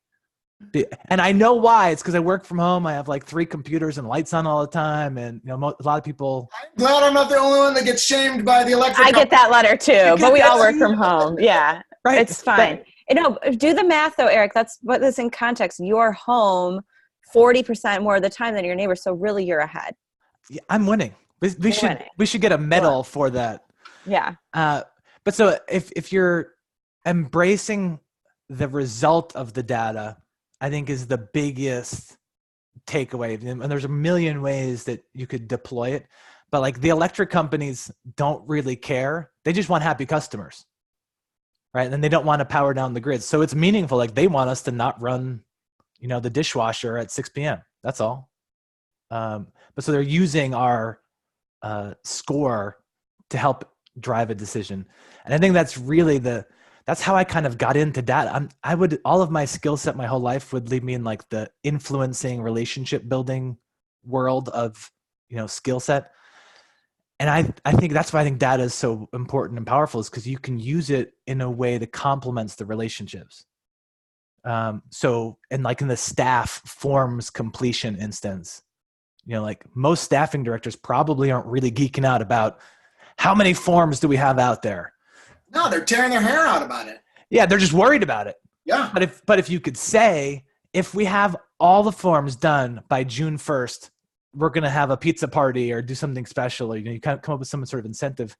It informs all of the conversation and work up to where you can lead up to it. And so I think that mindset of having a leading indicator help you change your actions that will influence the people that you want to take action. It's really, it's a crutch, not, and people view it as like, Dad, I'm not a spreadsheet person. Scott, you were talking about labels earlier. We label ourselves more than anybody else. Oh, sure. In general, right? And so the way that people will say, I'm just spreadsheet, it's kind of silly to think about it, but there's a lot that gets missed out there. And let's also think about this from a strengths mindset. So maybe you are a spreadsheet. No, like we talked about this yesterday. I'm not fixing the toilets at camp. Like I'm the wrong person to do that. Maybe in an emergency, I can YouTube it and like get a toilet together. But like I hire a plumber. Like I'm used to doing that. And I hire an electrician. I'm used to doing that. I hire a cook. I hire lots of different people to help me at camp. So there's a 2-step process here. There's embracing data and then saying, am I the person to work on this, or do I have the capacity to do this? And there are people out there in camping or outside of camping who can help you get started or help you make data work for you. So I think the first step is recognizing this is a resource that I need to work on. And maybe I'm not the right person to do it, just like I'm not the right person to fix the toilet. But that doesn't mean the toilet doesn't need to be fixed. No, I can plunge the toilet. Come on. Parents plunge the toilets in the days. It's plenty. Toilet, right? We're talking about fixing flaps and pumps. Totally different. Yeah, the devices. So we've heard about these leading indicators. We've heard about how you use something like CampMinder, CampBrain, or a number of the other registration softwares out there. What other sort of different types of data should we all be looking for? I mean, let's consider that most people on this call are going to be like me, who aren't necessarily I'm not a spreadsheet person, but just that's not the place my mind goes. Right? Yeah. I would be like Clee and Ray in the office. My eyes would glaze over. And my first question to Jack would be like, so what does that mean to me? And so fill in that for us. What are some of those other areas that can be really compelling when you look at those numbers? Yeah, well, so I kind of frame things as, how do you get back to the relationships that are driving the camp business? Right? That's the whole reason why to do anything. Mm-hmm. And so the example from the previous call that now is a relevant time to share is like the thing that most camps do to some degree is have some sort of parent survey feedback. Mm-hmm. And the thing where there's like a half-life of people that actually follow up intentionally on the feedback, right? So you start drifting there. And then from that, So like, that might be a calling campaign to anyone that marked an inferior experience or something like that. But really setting up the time to call people and let them know that you want to follow up from that survey. I've found that to be invaluable from the starting a camp sales and marketing perspective. Even calling everyone. So probably 3 years ago at the Berkshire Soccer Academy, we had, we called the 20 people that said then their feedback that they weren't planning on coming back, and set up the time beforehand. And one of the people was she's a researcher. The mom was a researcher of relational aggression and like presenter, like an academic on bullying, essentially, with the focus on girls. And her daughter had a moment at camp that she didn't like. And it was like kind of devastating. We worked through it. And then the mom and the daughter ended up returning to camp the following year. And the mom led a session without us on what happened and how, kind of injected some life into it that we never would have had. So it was that complete 180 on the situation and turning it into a positive. Like every negative data point is like a huge opportunity. I think that turnaround potential should be really exciting to everyone, right? Yeah. One of the things that Sarah and I were talking about a couple of weeks ago around this exact point was when we're starting to hear some of those themes, or I think Sarah was talking about how they become stories, around a negative experience. Chances are you also have typically bigger, actually, a pool of people who had a very positive experience when it comes to that same thing, right? And so whether it's relationships within the group, like you're talking about, or maybe check-in, some people gave you a bad score on, or whatever. Yeah. There's also an opportunity, I think, for us to go to the pool of folks who had a good experience and say, so tell me more about that, and why was it so good, and what can we learn from that, versus just maybe reacting to the more negative stories that we're hearing. That's actually, so Cheryl Katz just asked a question about, concrete marketing purposes on the feedback. This is one that it's really not, it's not solving a problem, so it doesn't get a lot of attention, but segmenting your audience from the people that did have a superior experience. So I call them super fans, like when you come up with some sort of, whether you share that name with them and it's part of, the camp culture, but those are the people that they pretty much are totally in on whatever you do. But you can probably think those people off your names. And if you're listening right now, you're probably thinking, I have those. And you can rattle off 10 people that that you have the relationship with. But there's probably, 50, maybe hundreds more that might feel that way. And the only way that they've told you that is because they scored 10 out of 10 on the overall, or they came back for the third year and had 10. And so having that be integrated into like the annual calendar of what you do is you update the tag in your database or the group in your email marketing system or your automation, where you can say, hey, here's a heads up. We're doing a new referral campaign. What do you think? And you can tease out. And so I think having that, like, that's a really helpful. We did this, at Berkshire to ask about different things. We want to do a winter clinic. Would you come? What do you think about this idea? What do you think about a visiting pro? So it gives you a source of qualitative feedback that comes from digging through the quantitative feedback. And so it comes back to the relationships. Yeah. Eric, I want to say too, for all the people that are out there that are like, okay, that sounds great. I don't really have these forms. I don't know where to find the 10 out of 10s. That's okay. Don't stop. Don't say that we don't have, I can't do anything. Just go through and make it up yourself. Find people in your thing, make them your super fans, move them into the file that makes them super fans, then act as if they're super fans. And in a year, you can do the data and find the surveys and get them, and you can really sort them. But just start. Don't wait. Don't get perfect data. Get data now. So start, make the list of the people, and then treat them as if. Send them all sweatshirts. Send them all flowers. Whatever your system is going to be. And then when only 10 of the 30 actually make any action, maybe then you can trim that down. you can decide what to do based on your budget from there, but don't wait for perfect data. Just move forward. Yeah. Oh, sorry. Go ahead. No, Like responding to Darby's, Darby just mentioned the people that are all over your social media. There are probably 5 sources every camp has to identify the super fans, right? Like the ones that just write you flowery 7,000 word emails on September 1st about how their child is a whole new person and how it's all because of you. Yes, print that. Yes, share it. Yes, put it in your file of cute and fuzzies, but also mark off that they're a super fan. So social media, there's the survey people, but you don't need a survey to do this. It's also the people, I don't know if the gift giving or kind of referrals automatically are, if you're referring someone to camp, you are definitely a super fan. So it just takes sitting with your team for 10 minutes to identify those sources of where we're going to identify a super fan, who's going to do it, and how do we keep tabs on them. It could be an Excel sheet, or it could be a list or something in your database. Totally.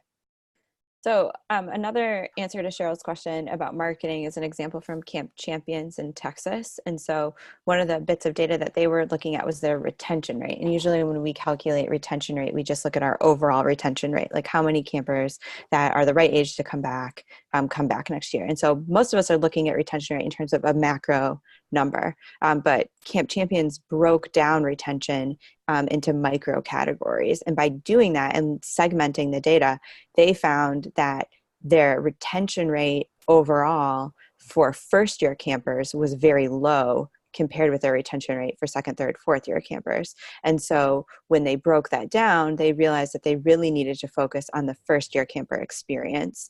And then they created a whole program at Camp Champions to transition in, cultivate, care for the first year campers, and it helped their first year camper retention really increase. So thinking about from a marketing standpoint, when we look at our data, are we just looking at like really big numbers, like, or, aggregate data, or are there ways that we can segment the data? Like, can I check camper retention by cabin or by counselor? Can I sort it in that way? How will that inform my hiring decisions? That stuff is so illuminating versus just like retention overall.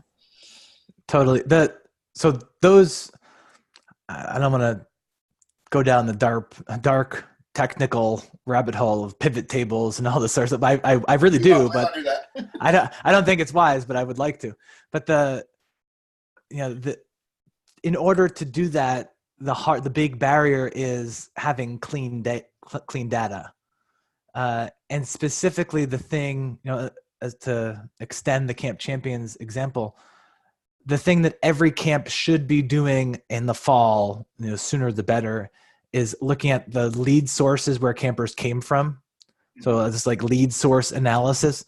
So surely every database has a place where you're asking, how did you hear about us? And then there's potentially a sub note. This is the hardest part, but if you want to have clean data, September 2020, right now, have in your office, have the checklist of things to go through with every enrolled person, either as they come or as they've gone, so that you can sort and filter. So every person that types in, you'd be surprised, there are like 700 ways you can type Google. People do lowercase, they just go Google Ads, Google search Google. And if you keep all of those things the same, you'll be able to generate your data way more effectively. And so looking at the lead source analysis, where are kids coming from and do those kids come back, is a specific report. So we actually found, it's probably 3 or 4 years ago, in doing a lead source analysis by years as a camper, the lowest retention rate we had was with first year campers not coming back for the second year if they were referred by a friend, which was dramatic. So the retention rate, if you had done the research for yourself, was way higher. And we realized it was because these people were underinformed. So they kind of just came, if Kurtz is like, you got to come to this camp. It's the best. I know journalism and business. It's about journalism and business. Come. And I'm just like, yeah, okay. I'm basically set up to be under-informed on, am I the right person, and the expectations.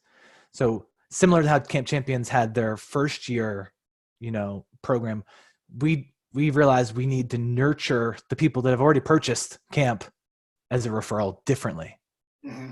Mm-hmm. That's an amazing example. That kind of just blew my mind right there, to be able to think that clearly about stuff. But it does beg the question. I mean, Jack just disappeared, but he just told us all, don't be worried, start now. But what you just said made me a little bit worried, because we've already opened our registration and I haven't maybe asked some of those important things. So give us some hacks, some cheat sheets right now. How do we go from where we are right now on December 11th? Yeah. Where I would imagine a lot of people have already started registration. Maybe some people don't till the spring, but well, if we got garbage already coming in, can we just expect garbage coming out, or is there something we can do right now? I think it's totally reasonable to fix it, and you don't have to do it all in a batch. You have to fix this. I mean, we can't do a raise of hands, but type yes in the chat if you've ever done a mail merge and realized that they're all caps addresses, and you just you're 2 a.m. printing these cycles of things, and you're like, why is this not clean data? That happens at every camp, right? So it's worth making sure that phone numbers, names, the things you would print, and the things you're going to report on are formatted.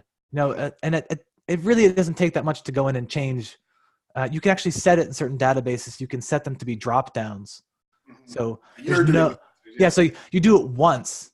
And they're choosing Google, Facebook, magazine. But so for either of you, Sarah or Eric, what would you say are like the 4 or 5 biggest things that we should be going into our applications right after we get off this call and making sure we got? We clearly heard the lead generation, right? Where did you hear from us? And probably most of us have it, and the handful of us that don't are freaking out. So that's one. Okay, here's a random one that I think is great. And I don't think this field should be mandatory, but I really think it's interesting to ask a parent's occupation and workplace for fundraising and volunteer opportunities moving forward. Like, not necessarily an enrollment thing, but I'm looking for a board member. I'm looking for someone to educate my staff on conflict resolution, whatever. I can search that, or I can see, hey, cross-reference that with your super fans, and now all of a sudden, right, and or wow, I'm seeing a lot of teachers send their kid to my camp. This is interesting. How can I run a special promotion among schools that might want to offer, their teachers some discount to send their kid to my camp over the summer, or whatever. So I think that's just really good intel. We could popcorn style, Eric, and go back and forth, but that was one that came to my mind. Yeah, and that's something that I would say that, and there's a couple of other questions that I would cluster them in demographic intel that you might want to. The app might not be the right place for it, depending on your camp, if you have a longer application. But certainly I would put that in the survey feedback. So when you have a longer form survey, and the piece that I would put into survey feedback, or perhaps just follow up, especially if you have a specialty camp, is where you've the publications and where people get their news. Was a really enlightening, I think every parent at the Berkshire Soccer Academy, reads the HuffPost, and they told us that they shopped at the Lululemon for kids, for girls, that Viva. Yeah. How do you say it? I don't know. It might not even exist. But by the first time we heard about that, it was because a big chunk of parents said that their kids go bananas for Ivavi or Ivavivi. We should learn how to say it. That one. But so wait, the sort of demographic data, what kind of parent workplaces are you kind of you're in their ecosystem now, right? Because they're enrolled, and then where they get their information and shopping and all this stuff informs how to get more people like them. What else, Kurtz? What else would you say is on this need to have data list? Well, this is data that's already on your list, hopefully, but zip codes and schools attended is really I've brought up interesting. zip codes a couple times. Tell us why. Why are zip codes so important? Well, Jack referred to zip codes earlier because they're doing a lot of like face-to-face camper recruiting or any sort of targeted camper recruiting. Zip codes are really cool. So for instance, you're running social media advertising. You can target them in a certain geographic area. I know I have a lot of kids from, 48103. That's my zip code. I'm going to put my Facebook ads right there in that area, or I have a certain amount of money to do an in-person event. Well, I know a lot of kids are in this region, I'm going to go there. Or I don't have a lot of kids from this zip code, but it really mirrors 4 other zip codes where we're really successful. Maybe I'm going to go there. So, and then schools is really cool too. So, like a random example, maybe you don't have time for this, maybe you do. You draw 20% of your campers for X, Y, or Z school district, and the carnival's coming to town in that town. Maybe you go set up a booth, test your soccer shot speed radar booth at the carnival in that town, right? And that would be much more effective than going to some random camper fair at the mall in the greater metro area, right? So thinking about where do you target your marketing efforts? What types of people are you attracting? Like where does the culture of a town maybe match your camp's culture? Or maybe where you're not attracting, like, listen, we pull all from 48103, but there's 5 other zip codes in Ann Arbor. Maybe some of them are lower income than 48103. Why aren't I getting campers from there? This is a problem. I'm not representative of the community that I say I represent. I need to fix that, or I need to work on that. Yeah, I mean, I'm sorry, go ahead. well, just to piggyback on that. So zip codes for targeting for Google ads and paid social ads is hugely important and something that's worth updating, annually and keeping tabs on. But this is also, so city, school, and zip are so helpful to be able to look at retention.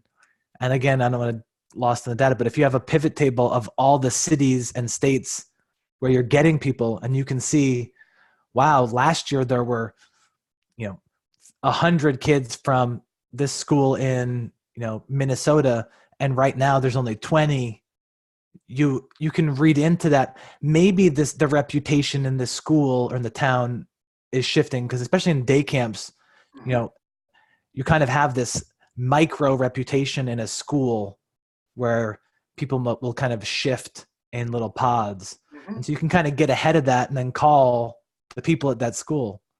So you can get ahead of, it's kind of it's a lagging indicator because they have it enrolled early, but it's leading for the year. Like, are you going to take a loss in this one, little pool of people? And you can have time to act on it. So Michelle, go ahead, Scott. I was just going to say, well, and I'm going to change the subject, so I'll change it, and then if you want to come back there. And there's a question that I want to make sure we get to too. All right. You want to ask it? Or you want to go for it?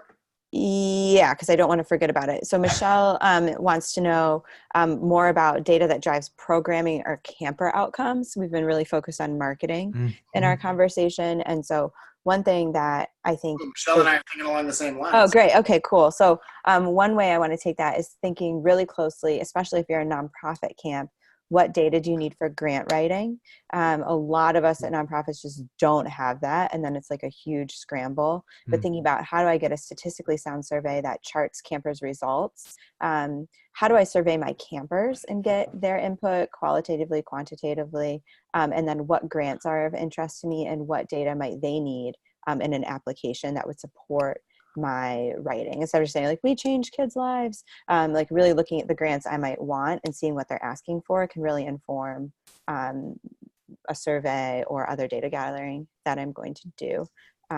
So that I think is a huge point there. But let's think about more from a programming or camper outcome perspective. Like, what else might we be missing if we're ignoring kind of the data question? Yeah, so there's the whole parent and camper survey feedback kind of differentiation. At Berkshire, we run 5-day sessions with these 2-day extensions. And so every session, the campers fill out a survey.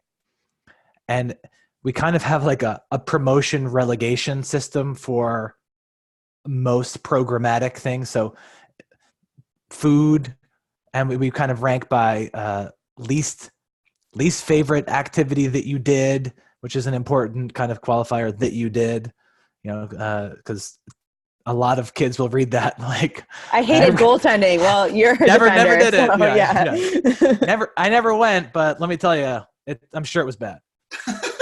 And so kind of looking at that over time, throughout and responding, if there's something dramatic, you're in the, if you need to fix something at the program area, the staff level, driving that sort of level. But so much of this has to do with the person. It's like, again, it's back to personnel, like staff management issues. From year to year, fitness could be the coolest thing ever because the person running fitness is just like, Cool. Magnetic. It's just like, yeah, I'll do sit-ups with you. Rad. Yeah. And then, it changes, the person changes, and all of a sudden it's like boot camp. Yuck. So looking at, I would say having the structure set up to deal with micro issues at a micro level, like weekly or within your session. Yeah. Building that structure and that feedback loop.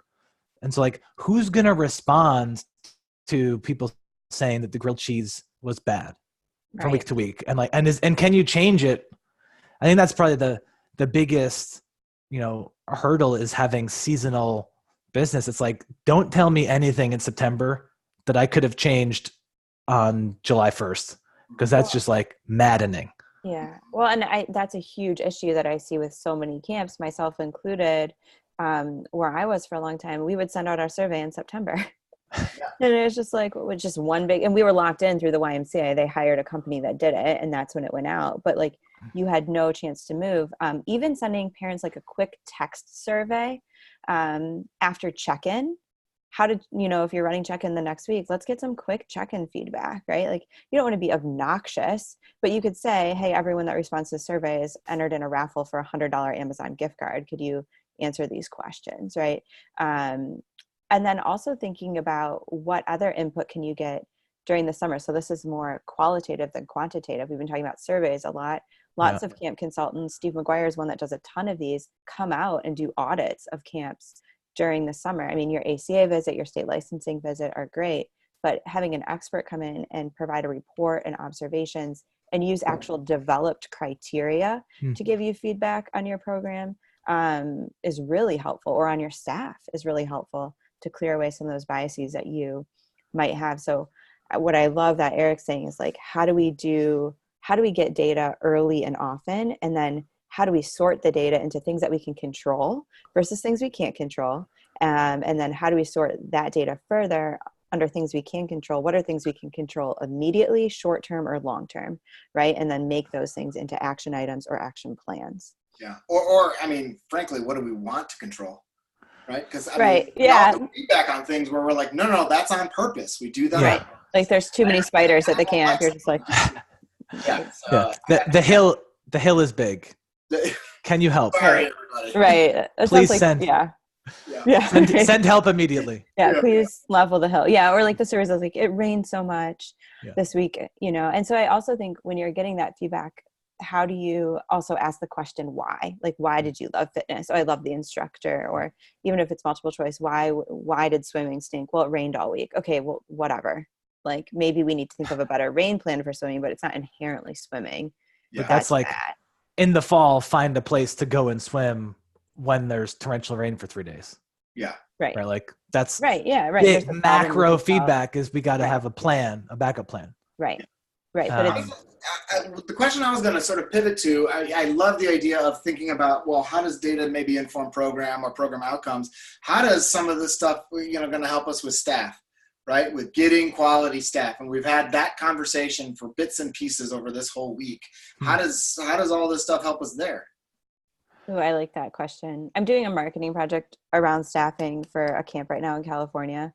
And one thing that I've noticed is we often say just like college students when we're recruiting, just like, no, we need to figure out which individuals, whether they're college students or not, are a match with our camp, right? Like which of our counselors are most successful? What trends do we see?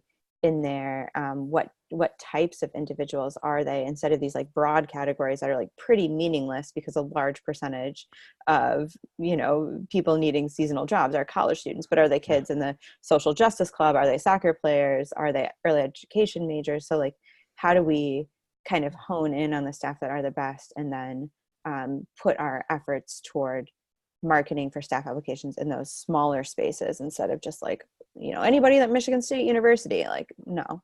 Mhm. Totally. There's in general, there's this shift where the world is saying, oh, finding the right staff is way more competitive. We need to treat it like campers, right? Like camper staff recruitment is, you know, is the new marketing. And that, again, back to the digging into the data to develop the right relationships. Mhm. As much as roles can be specialized, I think that's the easiest way to look into that and see where people are coming from, and then dig into the relationship. Usually it's at a school or a college where, like, for instance, we found a lot of great media people applying from the Rochester Institute of Technology. And so the referrals from those kids is nice, but really a relationship with the, you know, program chair is really nice. Mhm. And there's no limit, that no one's cornering the market on these schools. Like, you just find a place that you have a connection, and it helps to have someone there. But so looking at, like, how many people have looked at where their best staff came from and contacted their department heads at their major to find more people like them. And are we using staff exit interviews to understand, or exit surveys to understand the staff experience and to understand staff retention, right? Like, if you're not coming back, why not? Or what did you wish you learned in staff training? Or, you know, what data can we gather from the staff experience? Or if you're not coming back, what are you doing instead? You know, can we survey staff a year out if they didn't return? You know, there's just so many questions that we can ask that, yes, might hurt our feelings, because we're like, well, they chose the internship, and like, I'll cry a little bit because of that. Yeah. But guess what? I knew that anyway, right? And so if Yeah. I can just get the information from them, or then I just can make better decisions moving forward and make my camp better. So The processing time on the staff experience, I find, especially for younger staff that don't have the work experience, is like a year. Right? Like, they're just not going to believe you in orientation when you say this is going to be the best, most meaningful job you've ever had, because they've only had one job and it just started. Yeah. Right? So I think that I'm never surprised I was surprised in the beginning when the beautiful reflection on what working at camp brought somebody takes having 2 or 3 really crummy jobs with really crummy, you know, leadership, to be like, gosh, camp was awesome. So I think on some level, tracking with those people and using that, and using kind of those stories in the recruitment of new staff is really helpful.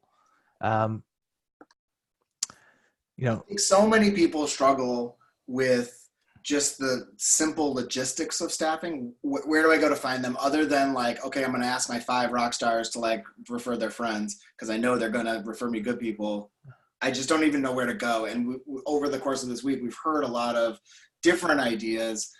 What I like about what I'm hearing from you guys, and sort of what I've heard this entire hour, is how do I inform the decisions I'm making? How do I make better decisions?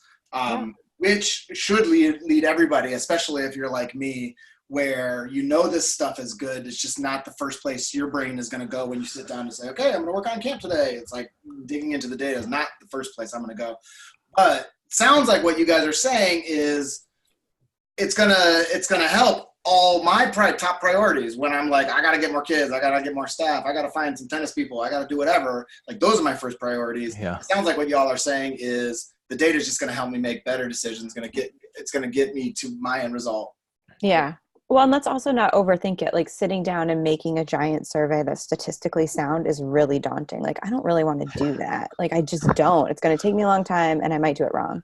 Can we use other small instances of feedback? So after the first morning of staff training, my professor at Michigan, Jane Dutton, taught me this. Can you pass around index cards and tell everyone, all the staff, put a plus sign on the front of the index card, write something that's going well. Put a minus sign on the back of the index card and write something that's not going well or something you have a question about, right? And then just like collect all those. Guess what? That's data. Like it didn't take you a lot to do. You know, you can use it.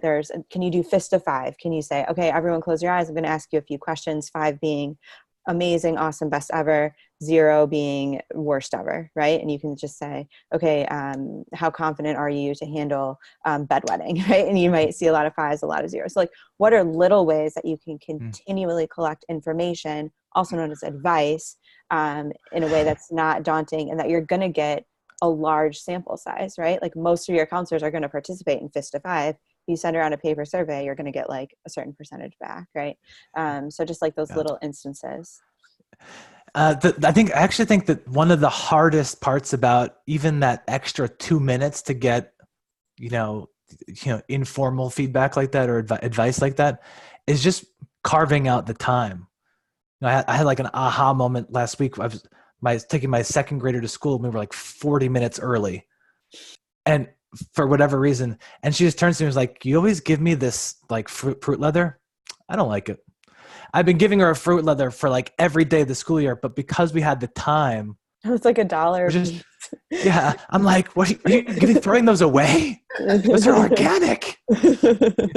But I mean, it's not because I'm not with her, right? Like it's not because the proximity isn't there. And the same thing for camp, like the time and carve out to create the space. She's probably trading for chocolate. I know. She's definitely. Smart kid. Right. But that carving out the space to get that feedback in the year for digging in as a full-time camp pro, but also even just in the summer. Yeah. Like to get that informal feedback. Somebody mentioned, the midway summer eval. Yeah. I think that's probably the hardest part to plan the space. To get meaningful response. You have to put it on the agenda. You have to write it down. You have to put it on your calendar. Like before I go to a staff meeting, I'm writing down the 4 things I want to say, and I need to get in the habit of writing down, informal poll or whatever it is, at the end.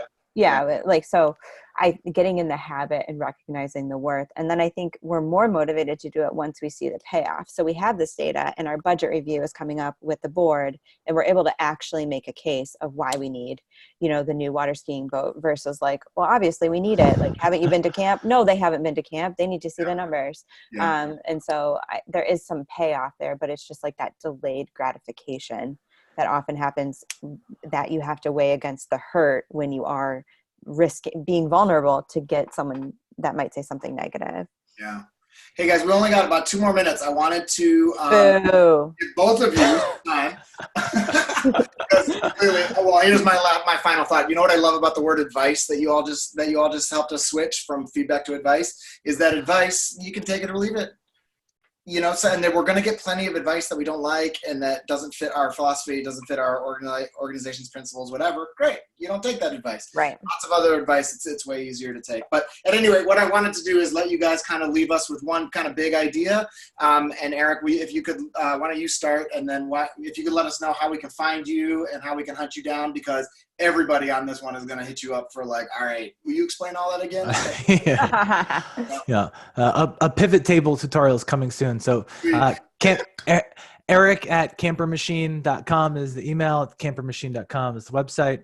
And I think the reason why I got into this is I think the most helpful piece is breaking really big, stressful, anxiety-laden problems into smaller, more manageable ones. Is just how you solve hard problems in general. Mm-hmm. And sales and getting campers to camp is the biggest thing that most people are stressing out about. And so digging into the sub-segments and being comfortable, even if it takes you 10 years to get to the point where you're running retention by cabin and retention by counselors, but inching there with getting clean data, like whoever's in your camp database, keeping that clean so that you can spend 2 days in Excel or Google Sheets in September instead of, a month. And I think incremental growth there, especially in the age of information and too much data, I think it's going to be more and more relevant. And nothing is too small to be meaningful if you kind of intake it correctly. Yeah. I am excited about all of this, number one.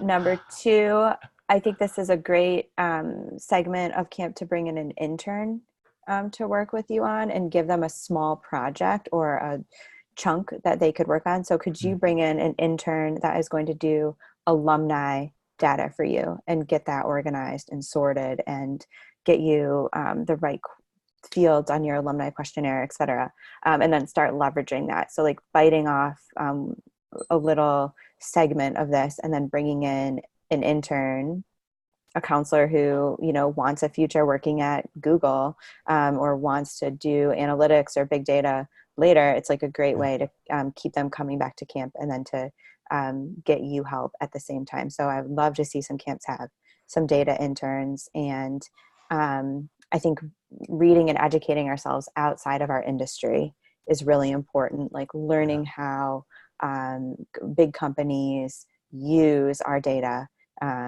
is spooky, but real. And how they use data in aggregate is real. And then stealing from them because people have already figured this out and we're a little late to the party. And that's okay. But it's time to find a little area to get started. So I think we should talk about this more. I think we should have like a mini course on it or something. So I don't know. I'm happy to come. I'm not going to add very much. Well, you're invited. I love that, Kurtz. Great. Thank you guys so much. Eric, we can't tell you how much we appreciate your time on this, how much Stomping Ground appreciates your time, and of course, everybody on the webinar, how much we learned. So thank you so much for appreciate it. So tomorrow I have some updates for everyone if you want to stay on for just a minute. Okay, so sorry, I was trying to do an Instagram story of this too, just, multitasking here. Please, you guys, I can't even look at the chat. I don't understand how y'all do all this. You should go back and read it, like after the fact. Clearly I need to because... Yeah, there's a lot. It was a lot happening in there. But yesterday there were so many dad jokes in the chat, I couldn't even keep up. So we're at $9,620. So we're so close to $10,000, which is really exciting. So tell your friends because these are all recorded so people can sign up at any point and get all access to the webinars. This is a webathon. Oh, you're right. That's what we should have called figured it out. It's a webathon. Oh. You and Pritikin, right? You and Andy Pritikin figured that out. I struggled. I thought it was going to be a Benanar, but that's no. Webathon. Webathon. Definitely the webathon. So that's good news. We're almost there. And then tomorrow we have 2 more exciting segments of the webathon. So webathon segments at 2 p.m. we have Nelson Strickland from YMCA Camp Burkett and Laura Kriegel, who is Jack's partner in life and in business from Camp Stomping Ground, or not business, nonprofit work. And their topic is why are so many camp staff white? So talking about racial diversity specifically in summer camp leadership. So that'll be really good. And then at 3 p.m. we have Andy Pritikin and Steve McGuire, and we're talking about customer service and telling your story. And we're going to really focus on kind of making good impressions. So kind of those first moments in customer service. So those will be great. But if you miss them, they'll be recorded. And the recordings will always be up. We plan to have them on our website, password protected for participants in perpetuity. So don't worry if you can't get them in right away. And then Friday, we have a staff training segment at 2 p.m. with Michelle Cummings and Kim Acock. And then at 3 p.m., we have the one and only Dr. G and Professor Dave Malter talking about staff mental health. So really good content coming up for the rest of the week. So I'm excited to learn more. And maybe one day I won't be in my basement. There you go. Go to my office. Whoa. All right, y'all. Thanks for hanging here with us. We're a few minutes over. We all appreciate your time so much. And we'll see you all tomorrow. All right. See ya. Bye, y'all. Thanks, everybody.